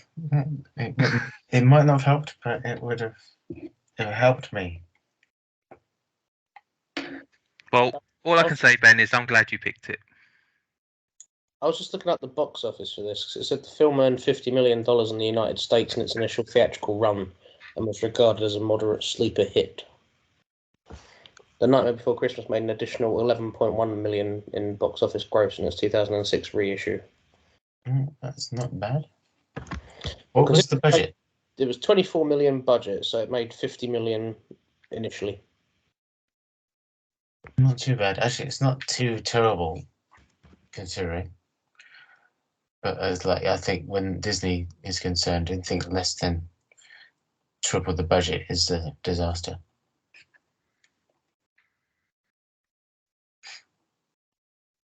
But yeah, I guess initially it's like what I would say with Iron Giant. It just did not have a good opening performance, and therefore it would only be saved by the word of mouth by audiences and critics being like, actually, this film is worth seeing, and that's the only time it managed to get momentum. But like in Iron Giant's case, it just didn't go anywhere because it was pulled from theatres before it could get the momentum. But I think from what you said there, that Nightmare managed to get a little bit of momentum before it kind of like was pulled, and it continued that on when it became released on video. Maybe it's because people went, hey, what's with these lock, shock, and barrel kids? Why are they in the film? Wish I had more St. Patrick's Day. Yeah. Oh, I don't know. Could have used more fucking and drinking. I don't think that would have cut it for a kids' film. To be fair, though, I mean, there's ways to. Because if you told like the sort of original story of St. Patrick, that would have been alright. Even if you did it in a very small way. I even know the story of St. Patrick. It's something to do with snakes in it. Didn't he chase all the snakes out of Ireland? It's a myth that this bloke got rid of all the snakes out of Ireland, but I think there's been snake spottings in the last few years. So like, cancel St. Patrick's Day. Pat saw a grass snake. Are you questioning the miracle of St. Patrick? I question anything that's told to me in a book without evidence. That's quite a statement. I question anything in a book. It's why I question the Bible. But I'm not going into that because this might get me hate from the religious community. Right, I'm sure no one's watching. My mate Casey watches every now and again. He hasn't watched for fucking ages. You don't know that. He just hasn't commented. Well, yeah. Anyway, how are we feeling about my problems with the plot? Anyone? No, I think they're pretty fair this week, actually. There's only one thing that I had as a problem as a plot-wise. Why did the vision with the Christmas tree that existed, then after it's burned up into a crisp, why did Sally have the vision and not like Jack when he was doing the weird experimentations? I feel like that, as like a story-wise thing, should have happened to Jack, but Sally saw it happen instead of just it happening when Sally picked up a flower, it turned into a Christmas tree, then the Christmas tree burned up into a crisp. I was like, I don't see why it would have been her specifically as like, a premonition or as a warning. Why would Jack have it? Because he was doing the weird experiments with the Christmas stuff, like boiling the candy cane in sulfuric acid and crushing up like the bauble and throwing it in more mysterious liquid and it glowing. It could have been like because he was trying to explain Christmas through the scientific method. Is literally the name of the book he was reading. So it's like it could have been something else. I feel like that's like it's a very small thing, but I feel like it should have been Jack who saw like that vision, but still continued to do it anyway, even though he knew it was kind of going to be bad, I guess. The premonitions aren't scientific. I guess some. Yeah, but it's magical, so it's kind of is. I don't know. It's like his it's point not is really. that why is Sally? Why does Sally? Yeah, why have was it no one Sally's? else? It's magical, so it kind of is scientific. Well, no, because he's trying to understand the science behind the magic of Christmas. The magic of Christmas is like loving people and gift giving. Yeah, but he was doing it through a scientific method. That's why he had to borrow all the equipment from he wasn't getting it took him a while to go, actually, it's not about the bric-a-bracs and all that other shit. It's about the feeling of Christmas. Yeah, he got there in the end eventually, but he did it scientifically. I don't get what I mean? I don't get why that means he's gonna see a premonition. Yeah, but why would Sally see a premonition then? She's a spooky Halloween person, and she might have future sight. I don't know. You're pulling at straws there. I'm not saying that's brilliant, but this is a bit more than the scientific method giving you a vision of the future.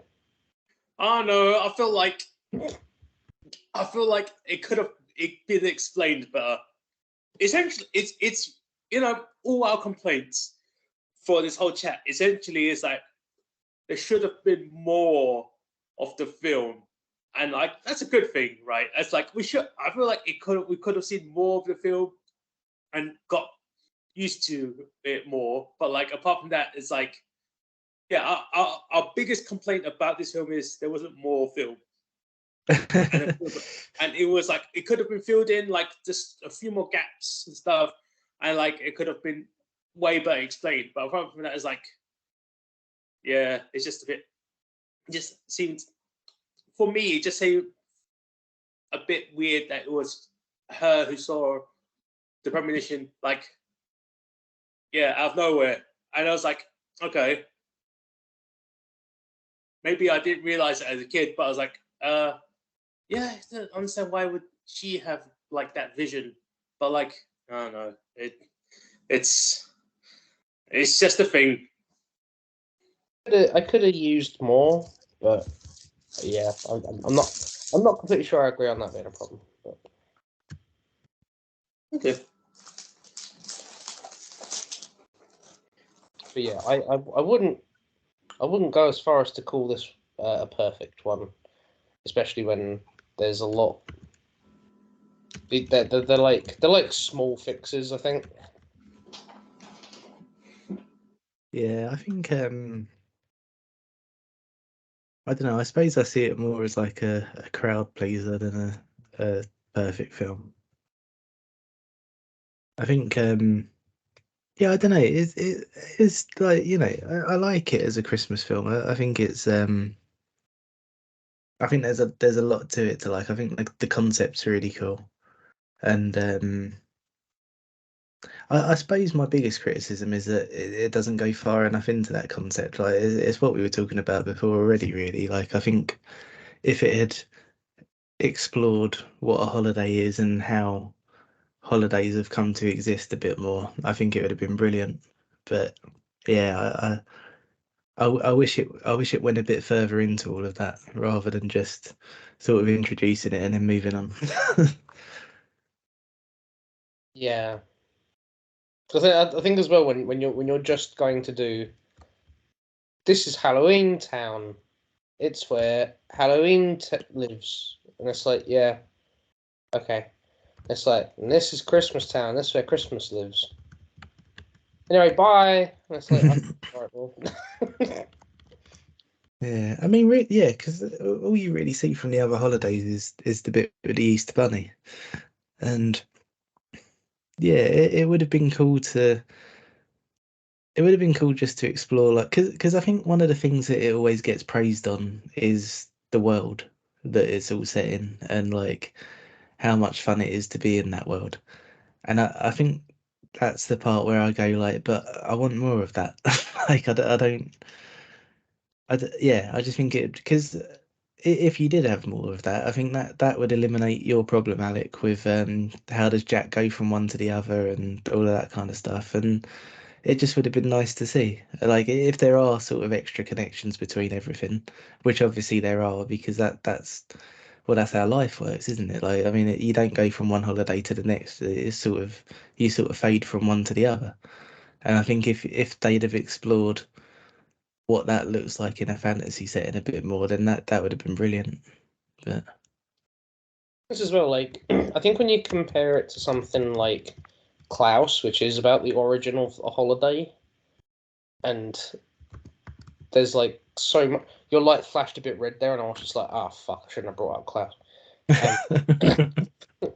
But I think when you compare it to that, and because yeah, I think the opening narration is easy to forget, but like it is setting the stage for something, and so like if you compare it to Klaus, which is about the origins of Christmas, and there's like a whole story out of that, it's like I don't know, I don't feel like this is too much to like explore really.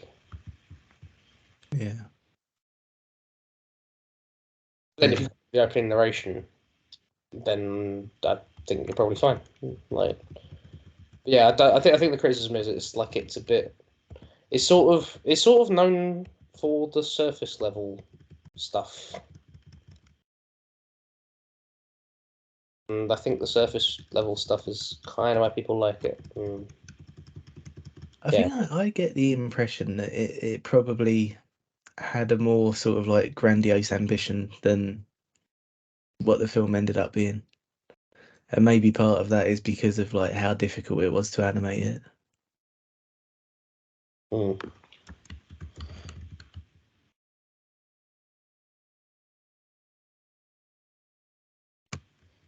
get the feeling if Tim Burton had done it though, it would have still been quite surface level. I know that's me saying that.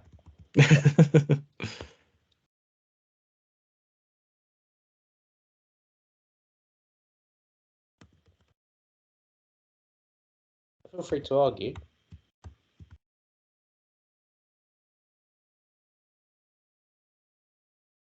What does that mean with your little eyebrow? Did you see that? He just went. I'm bringing The Rock into the call. Wow. I'll just imagine The Rock with Ben's head.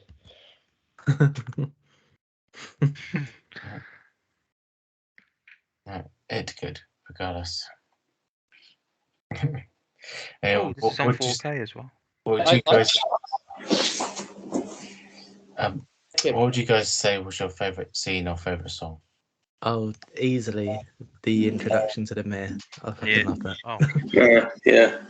What's this? This is Halloween for me because that sort of grabbed me from the start. Yeah. And like I said earlier, it was the song that got stuck in my head. I was like humming it while I was working.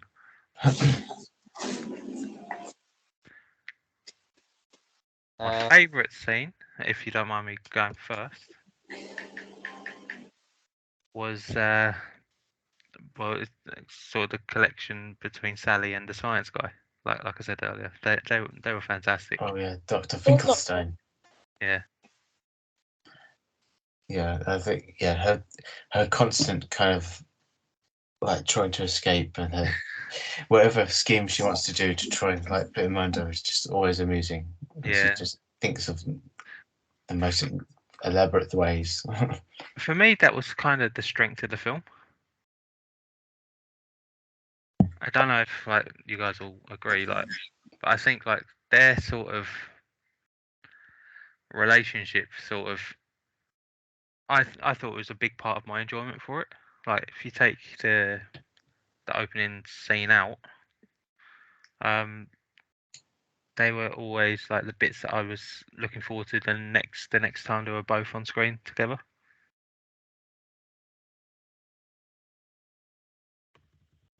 I kept questioning why he kept letting her make his food. And Yeah. I also questioned why he locked her in a room where there was a key in the big door that she could jump out of, because she was Yeah. kind of indestructible. I didn't take any points off for that because I didn't think it was all that. All right. And Frog's Breath, the fact that it's nothing more suspicious than Frog's Breath.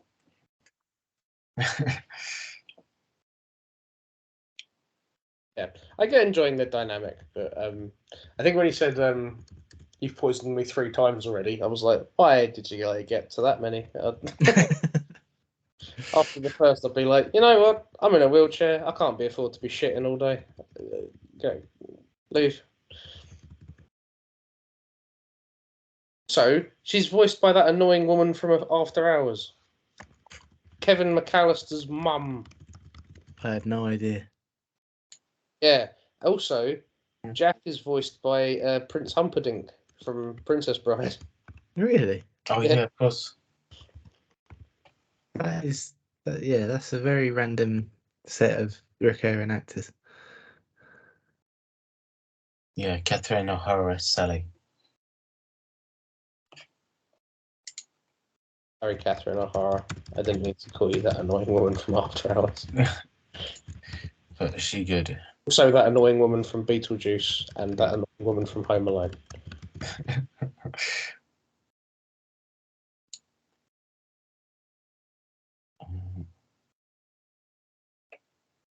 My favourite song is Jack's Lament, actually. I think that's a really nice one.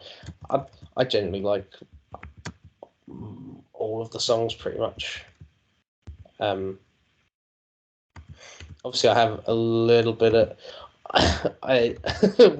what's this sort of stuff as, I think, just as we sort of said earlier, it suffers with me going like, oh, I'm just thinking of the Fall Out Boy version, which I don't want to say is better, but like it's in my brain, and I'm just going like, this is quite slow and restrained and stuff, and It's weird. I think it's because in the Fall Out Boy version, obviously, like Patrick Stump's actually like singing it. So it's like, what I found is that my brain was kind of like skipping ahead and like filling in melodies that weren't there in this one. Yeah. But I think it is like it's just such a different energy. yeah, I kind of don't want to like have a go at it too much, because I'm just like, you had no idea. And, like, yeah, I know it's just Patrick Stump's sort of style. Mm. Yeah, it's just I think I have some like lyrical stuff like occasionally. Like I think I find Oogie Boogie's song like the most irritating, but even that's not like that much or even enough for me to. No, they actually had a bit of a when this came out. They actually had a bit of a racial argument about that. They someone was having a go and said that Oogie Boogie was propagating harmful stereotypes. Really? Yeah. And Tim Burton was like, "Shut up." No, Yeah, no. Tim Burton's questionable on this stuff.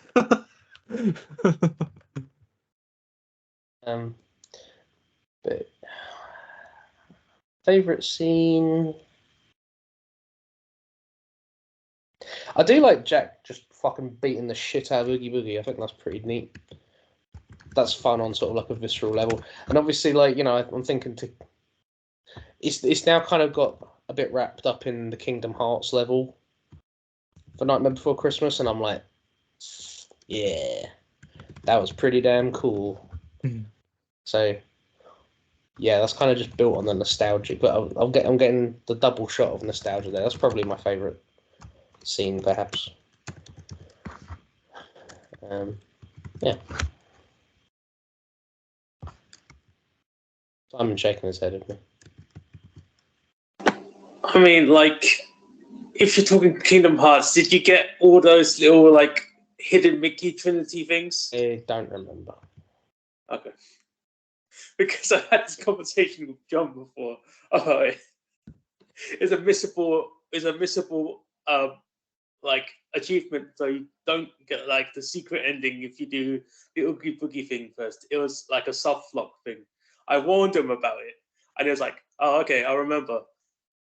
Next day at school, he goes, "Shit, Simon, you warned me about it, but I completely forgot, and I fucking soft locked myself out of the secret ending." I'm like, "Well, I warned you." But that's just that's a whole different thing, anyways. So, best scene is definitely the mayor and him being like, "Oh, Jack, I can't do anything. I'm only an elected official. I can't make my decisions." I was like, "Yeah, something about that is just very, very accurate." I don't know why, but then like favorite song or favorite musical moments are definitely like where they're actually doing like building up all the stuff for Christmas, but it's obviously you compare it side by side with the actual Christmas Town, where they're stuffing things in like the boxes and they're like stuffing like dangerous things in their boxes, and it's just like something about that is really about it because it fits it so perfectly for each side, and it's like it's so great. You cut out for me just on the adjective. Like it's got this sort of ness quality, and I was like, Yes. don't know what I'm saying there. No, because I think you cut out for a second. I heard you adjective, and I was like, well, yes, sure, why not? I don't know. So I missed the key adjective that you were saying. You're like, it's got this sort of a quality. Seamless, yeah. Seamless. Seamless. Yeah. How ironic once again.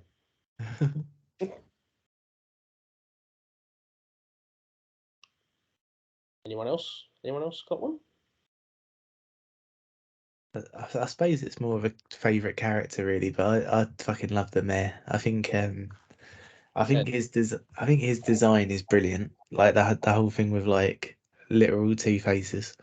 I think that's such a good idea. And yeah, like Simon was saying, like all of his little quips, like, "Oh, I can't make decisions. I'm just an elected official." Like all of that stuff, I love. I think that's kind of like that's more or less like that's everything that I like about this. Really, I like that He likes the politics. well, I like that the character designs are so literal. I think it's quite funny. Like it's yeah, like even with Jack just being a skeleton and his name being Skellington, like I just I just think it's so stupid that it's really cool. But yeah, the mayor is the mayor is by far my favourite aspect of it all. I think once you've worked with a mayor, you probably appreciate it on a different level as well. Oh, here we go. Rob's my mayor.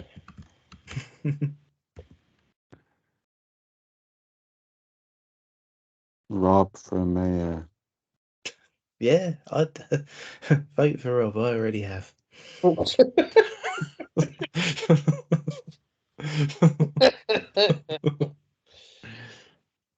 mean, yeah. Worse and worse and worse during the call. Which is why Yeah, you look like you're struggling, man. Are you okay? no, I'm not great. Or have you just got like the flu or something? It's like I hope nothing developed, but it feels like a cold. It's that. Nothing more. Yeah, it's just painful right now.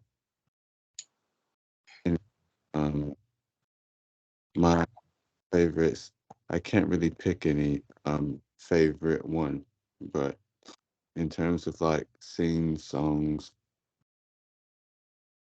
this is Halloween, what is this? And the scene that Simon talked about. Boys, great. I mean, every part with Sally in it. Also, my favorite character. Uh, I remember first seeing her jump out the window and thinking, no, don't do it. You're worth so much more. Oh, wait, you're not human.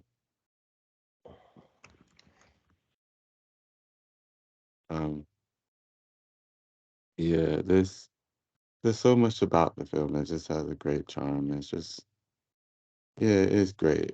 And also, I was thinking, related to what you said, Alec, about you showing it to someone and because they were quite young, it was scaring them. How old was she at the time when you showed it to her? She was 20.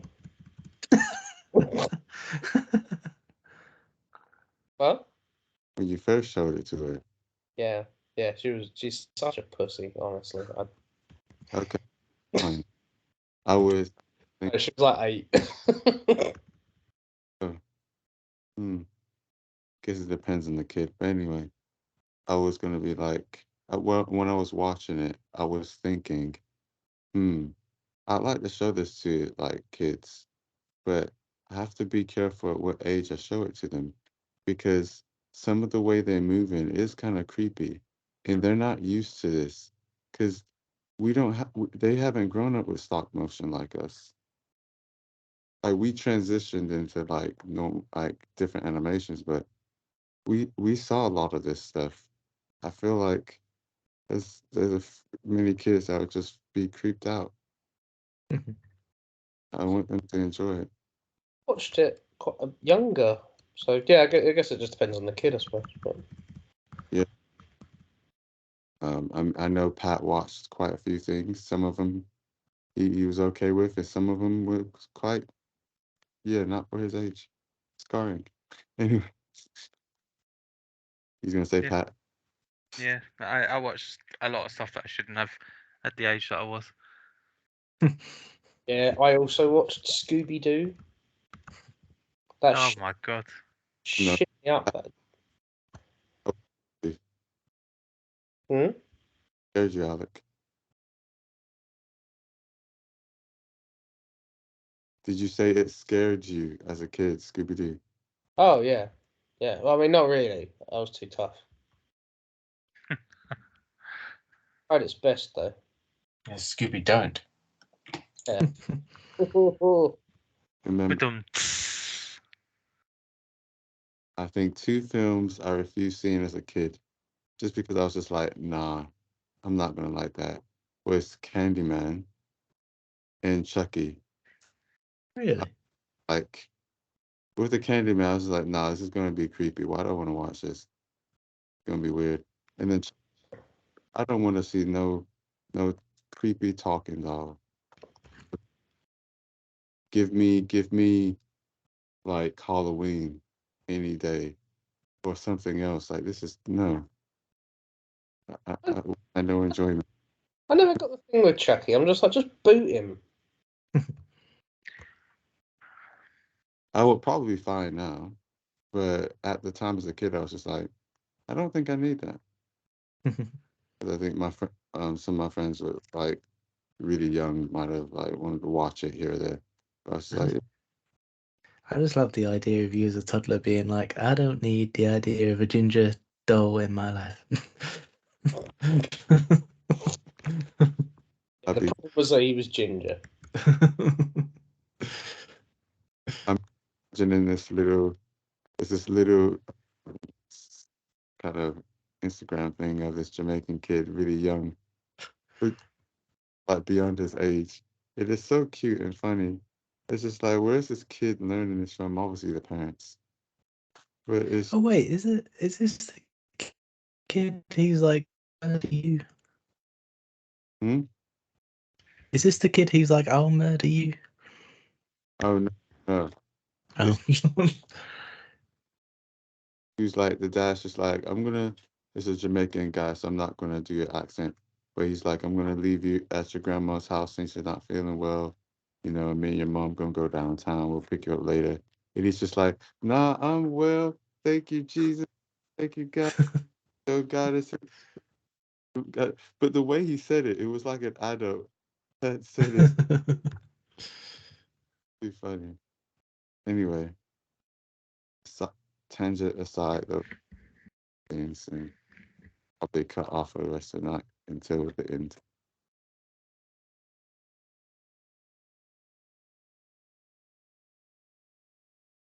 Oh, a little booger. I mean, the only thing I was about to ask him was, has he taken his flu shot yet? Or have any of you guys taken your flu shots yet? Because I feel Nah. like he's just sick. No. Yes, You I have? I had it like 2 months ago. So Oh, I mean, then you're fine. I mean, you should be fine, I guess. I haven't had a flu jab in about 15 years. I don't think I've ever had one. Wait, No. really? I don't need I one. don't 'Cause I'm think so. fucking- No, I had one when I worked at Corals, and I had to take a week off work because the effects hit me quite hard. So I've not had one since. Oh. Got one like a couple of weeks back. I was thinking, oh, I was like, oh, maybe they mistaken me for my old man. It's like, oh, you Mr. Wong. I was like, oh no, I don't think you're the right person. No, you're eligible for a flu shot. I was like, I am. I guess I was thinking, oh, Yeah. maybe it's a new thing for over 30s that they can Funny. take flu shots. If they told me to do it, I'd do it. But Yeah, I was like, no oh, communication there. No Really, one's- just some random bloke in a white coat just goes, "Hey, you can have your flu shot," and you're like, "All right." Yeah, summon, bend over. To be honest. no. To be honest, I get a text message from my doctors about every 2 weeks saying that I'm eligible for a flu jab, and I'm like, nah, I'm all right, thanks. I Oh. feel like See, I don't have that at all. Never. Like the last jabs I've had were the three COVID ones. Three COVID ones that The probe. but I've had Okay. none since. So I haven't had a jab for about 2 years. Okay. So all that means is we should start shooting up and just enjoy life. Let's just get your needles in and be just like, yeah, all right. Yeah, shove them all the way in. this is not Rick or dream. Please stay in school, kids. I mean, school is sometimes the best places to get needles. Yeah. Or crushed polos. Yeah, just snort them up. Oh fuck! You had to say that, didn't you? I figured a tear to my eye. Yeah, I guess I'll quickly say my favorite scene and moment in the film. I suppose honestly, I think my favorite part is probably the Christmas Eve montage. Once Jack becomes Santa, he goes across into the real world and just starts to deliver presents, and you get this amazing montage of him in the way of the Grinch. It's just him just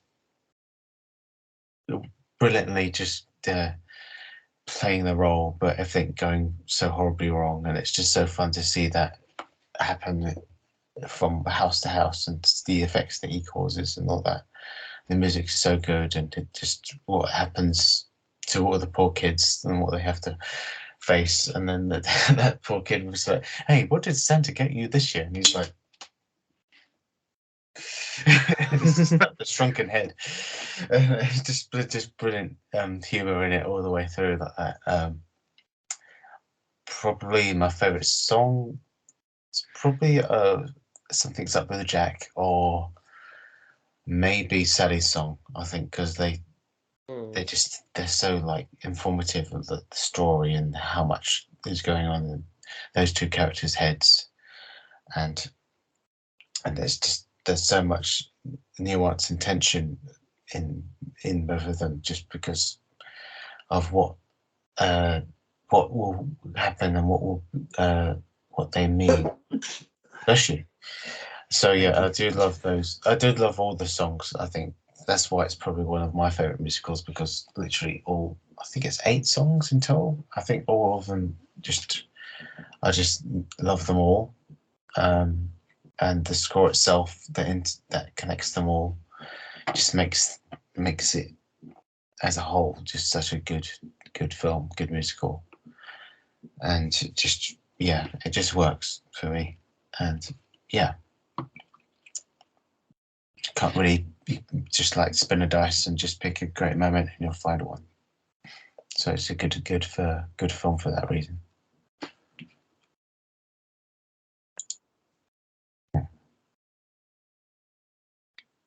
Good. The classic. It's fine. The controversial. So, Alec, what is your next film? Oh, wait, we know this. What is it? If you know it, then you don't need me to tell you, do you? Well, the audience don't know. Yeah, to be I fair. have an audience. But there's a couple people who watches us, I feel. And the film is It's a Terrible Death. Yeah, off you go. Yeah, yes. It's a Wonderful Life is my film, the last film of the year. The last film of the year. It took us 4 years to get to It's a Wonderful Life. Well, I got asked though, is it a wonderful life? Yes. Well, no, it's not Yeah. that. It's like, isn't It's a Wonderful Life in the public domain? So shouldn't we be able to watch it on YouTube for free, technically speaking? No, because they keep re-releasing new versions, and that renews the copyright. Yeah. Right, okay. Otherwise, Seven Samurai and Casablanca would be public domain. Because I remember that when it first came out, it had the same sort of problem as this, where it has no one liked it, and it didn't. Yeah. Its copyright didn't get renewed. So from what I knew, it entered the public domain because no one renewed the contract for it, or renewed the license for it, and it was like, oh, I guess it's like one of those things where anyone can watch it. I think Universal bought the rights in the 90s. Okay, never mind then. There's a theory that that's why we keep getting Batman films. It's because Warner Brothers have to satisfy a clause that say that they use the character every so often, and it's quite often. A Santa Claus, you might say. No, you're 100% right. It's like that's the thing with Superman as well. They have to make a Superman film every 5 or so years, or film with Superman in it. Otherwise, they will lose rights to make a Superman film. And that's the same with Batman. And I think that's the same with Spider-Man for Sony. So if Sony don't do another Spider-Man, Marvel will get the rights back. That was the talk about why Barry Keoghan was in the Batman, wasn't it, as the Joker? Because everyone was like, well, it's obviously just because they can't make a film for this amount of time without the Joker in, and it's like, it's only been 3 years. It might be, and it might be the reason why the Joker 2 was like decided to be released, because they're like, look, we have to do a Joker film of some description. Doesn't matter what kind of film, as long as he's in it. I'm not looking forward to that. Yeah. Well, we just you get on with musicals quite a lot, actually.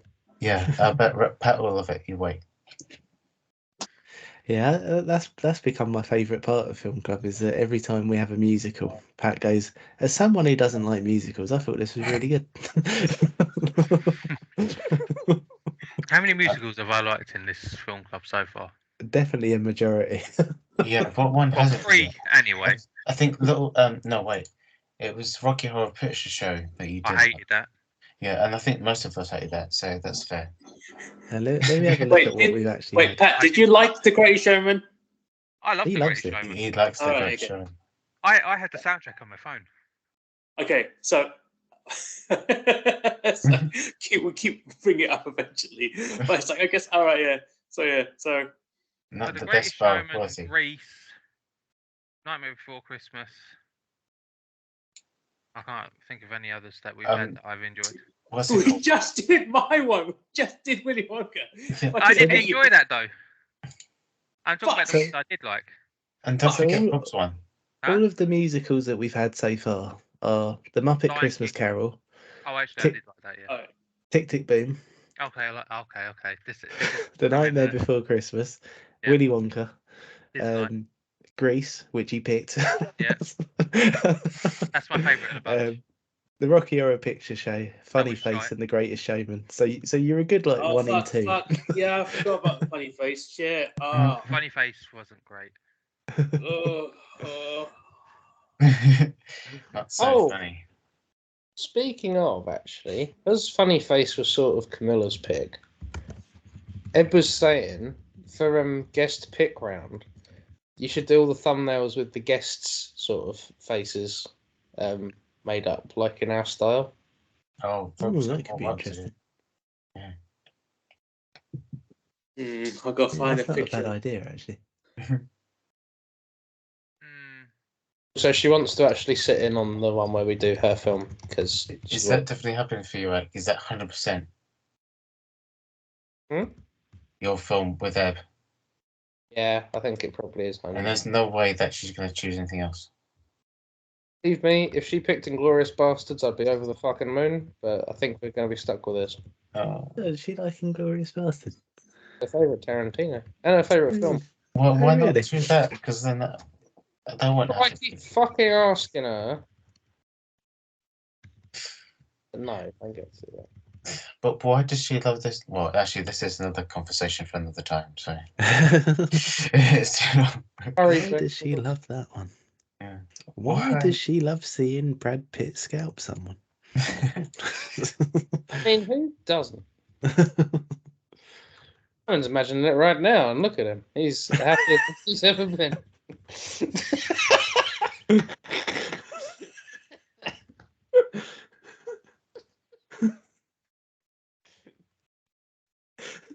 He's still imagining it. It's great.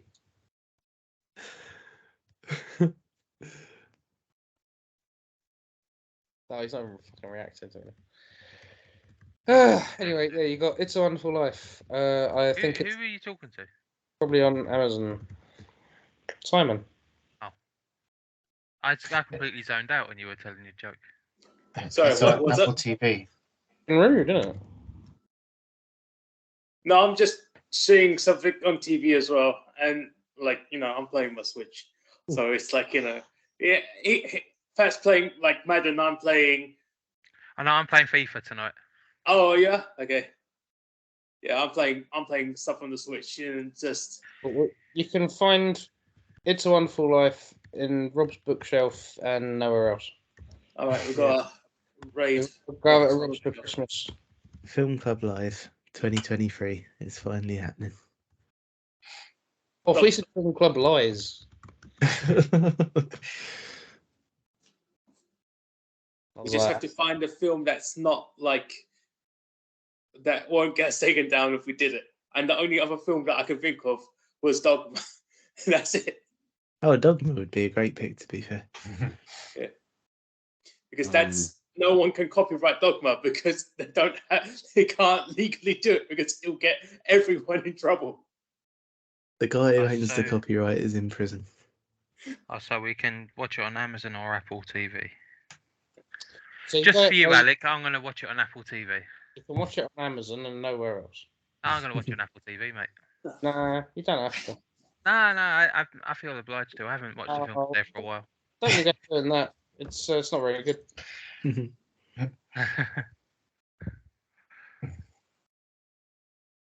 Just ruin it. And Curzon Home Cinema. It's I feel like that's something that Rob has a access to. I'm a big fan of Curzon's Home Cinema. You get discounts off cinema tickets with it as well. Ah. Well, it's another film I've not seen, so I suppose it's a good thing. Hmm. I'm surprised. Well, actually, I suppose it is. I was going to say I'm surprised you haven't seen it, but it's like 40s, isn't it? So Yeah. Anything pre-60s I've probably not watched mm. out of my sort of my own whim. Anything pre-60s I haven't watched out of prejudice. It's only So got black compatible. and white. Get out of here. I have no problem with black and white. There is a version that is in colour, but it's pretty awful looking. It's Yeah, like it's- watercolour. I it's prefer watch pretty it forced. in its natural. Yeah. Oh, yeah. colour. But it's free on Amazon, Hmm. which the original black and white version is free on Amazon. I was thinking, all right, yeah. I So think it's free on Sky Cinema too. So Pat, you've got two choices. oh yeah, Or so, Apple yeah. TV if I want to pay. Yeah, if you want to pay to give Apple more money, great. What the fuck? Sorry, I just saw It's a Wonderful Knife, and I was like, wait, what? Just came That's a across wonderful this, knife. that's why I look so much. Okay, that's No, a this is a wonderful knife. I just Played I It's a mean, Wonderful Film Knife Club is really at some He's point. got one. He's got a I wonderful see knife. you've played Look. Knifey Film Club Picky before. it just popped. I was just checking on my phone. It just popped out. I was like, "What the fuck is this shit?" It's just I it need just to came find out. a spot to pick that at some point as well. It's a wonderful knife, for fuck's sake. No, seriously, it just came out. It's a 2023 film. Emmanuel's the most entertaining part of this. It's a wonderful fucking knife. Get out of here. Go on Amazon and search it. It just popped up, right? I And believe- it's just why I cracked me up. I think it's the name of a Simpsons episode too. I think. I believe you that you've seen it, but I don't believe that someone made it. No, but Simon's got that for Bad Move Around next year. I mean, I believe you fucking saw it.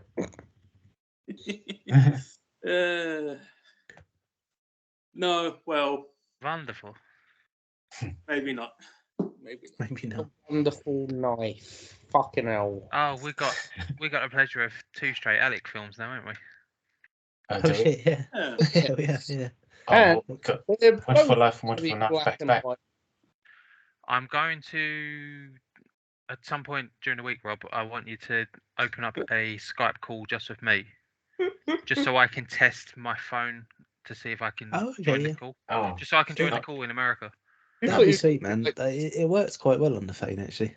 It's more if you can hear me, because remember we had the problem with Zoom and not being able to hear me through my phone. Yeah. Yeah, no, Sorry. it should be alright, man. But yeah, that'd be really cool if you can join from over there. Really Yeah. wonder what you're going to say when you're like, 2 Alec picks in a row. I'm going to kill myself. It's like, I mean, I don't think life is quite that bad yet. well, they are- It's wonderful, wonderful? actually. my first pick of the year will also be black and white. So That's fine. I can watch it before I go away. But that 70s. Or maybe even 80s. My next film is a long one. Your first pick's going to be a long one, did you say? Yeah, my first pick in next year is going to be a long one. Now, let me check what it is. But 70s it is. Oh, it is 70s. Yeah. Oh, that's your first pick. That's cool. Ooh, It's a wonderful shot. who's you? Shite mare before Christmas. Simon, are you starting with your bad movie double bill? No, I hope it's not a bad movie. It was a film I haven't watched. Oh, right. Yeah, Oh, Simon, I'm going. you did bad movies. Well, that's later in the next year, maybe, probably. When you started, you were like, I'm gonna just do bad movies. No, I said I wanted to get an average of like Was everyone scores is like 9s and stuff, and I'm like trying to get a perfect 5. I've got about 6.5, and it was like fine. I was like, oh yeah, I'm okay with 6.5. I've essentially, I'm doing what video game people do. I'm doing a test run for each year and seeing how far I can go with it. So my next year is should I spoil what my next year is going to No, be? no. I don't want to live in dread for that long. Yeah, okay. Yeah, we'll get next year. It's not that far away. Well, I'll when you see my picks, you'll see what I was going for. It's only 15 days away. Yeah, I think it's easier to explain it as. That would give it too away. No, I'm planning to do a like certain type of run, like in video games, a speed run of certain films. I'm going for like a no hit run or something. Just like it's just on video games, just like how you do it. This is what I'm going to pick from films. I'm going to stick to these two particular genres. That's generally what I'm trying to do. This sounds very interesting. Yeah, it's just the way my twisted mind works. It's perfect. I'm I quite guess excited for my picks next year. It's going to be anime. I can feel it already. I think I might make a run for number one next year. You got to take down the throne that has been occupied by Rob. Well, Oh, that's that's about already to be come taken down. down. Yeah, That's Ben. come Oh, down. yeah. Wait, Ben's taking it now, right? Yeah, there's a possibility Alec could take it as well. Ooh. What? It's like Does he What? need to win the rounds to win it? He'd Yeah. need to win the round as well as getting 5 bonus points. Thanks, Rob. No, actually. Oh, Ben's won Knows then. that he's going to score it like shit.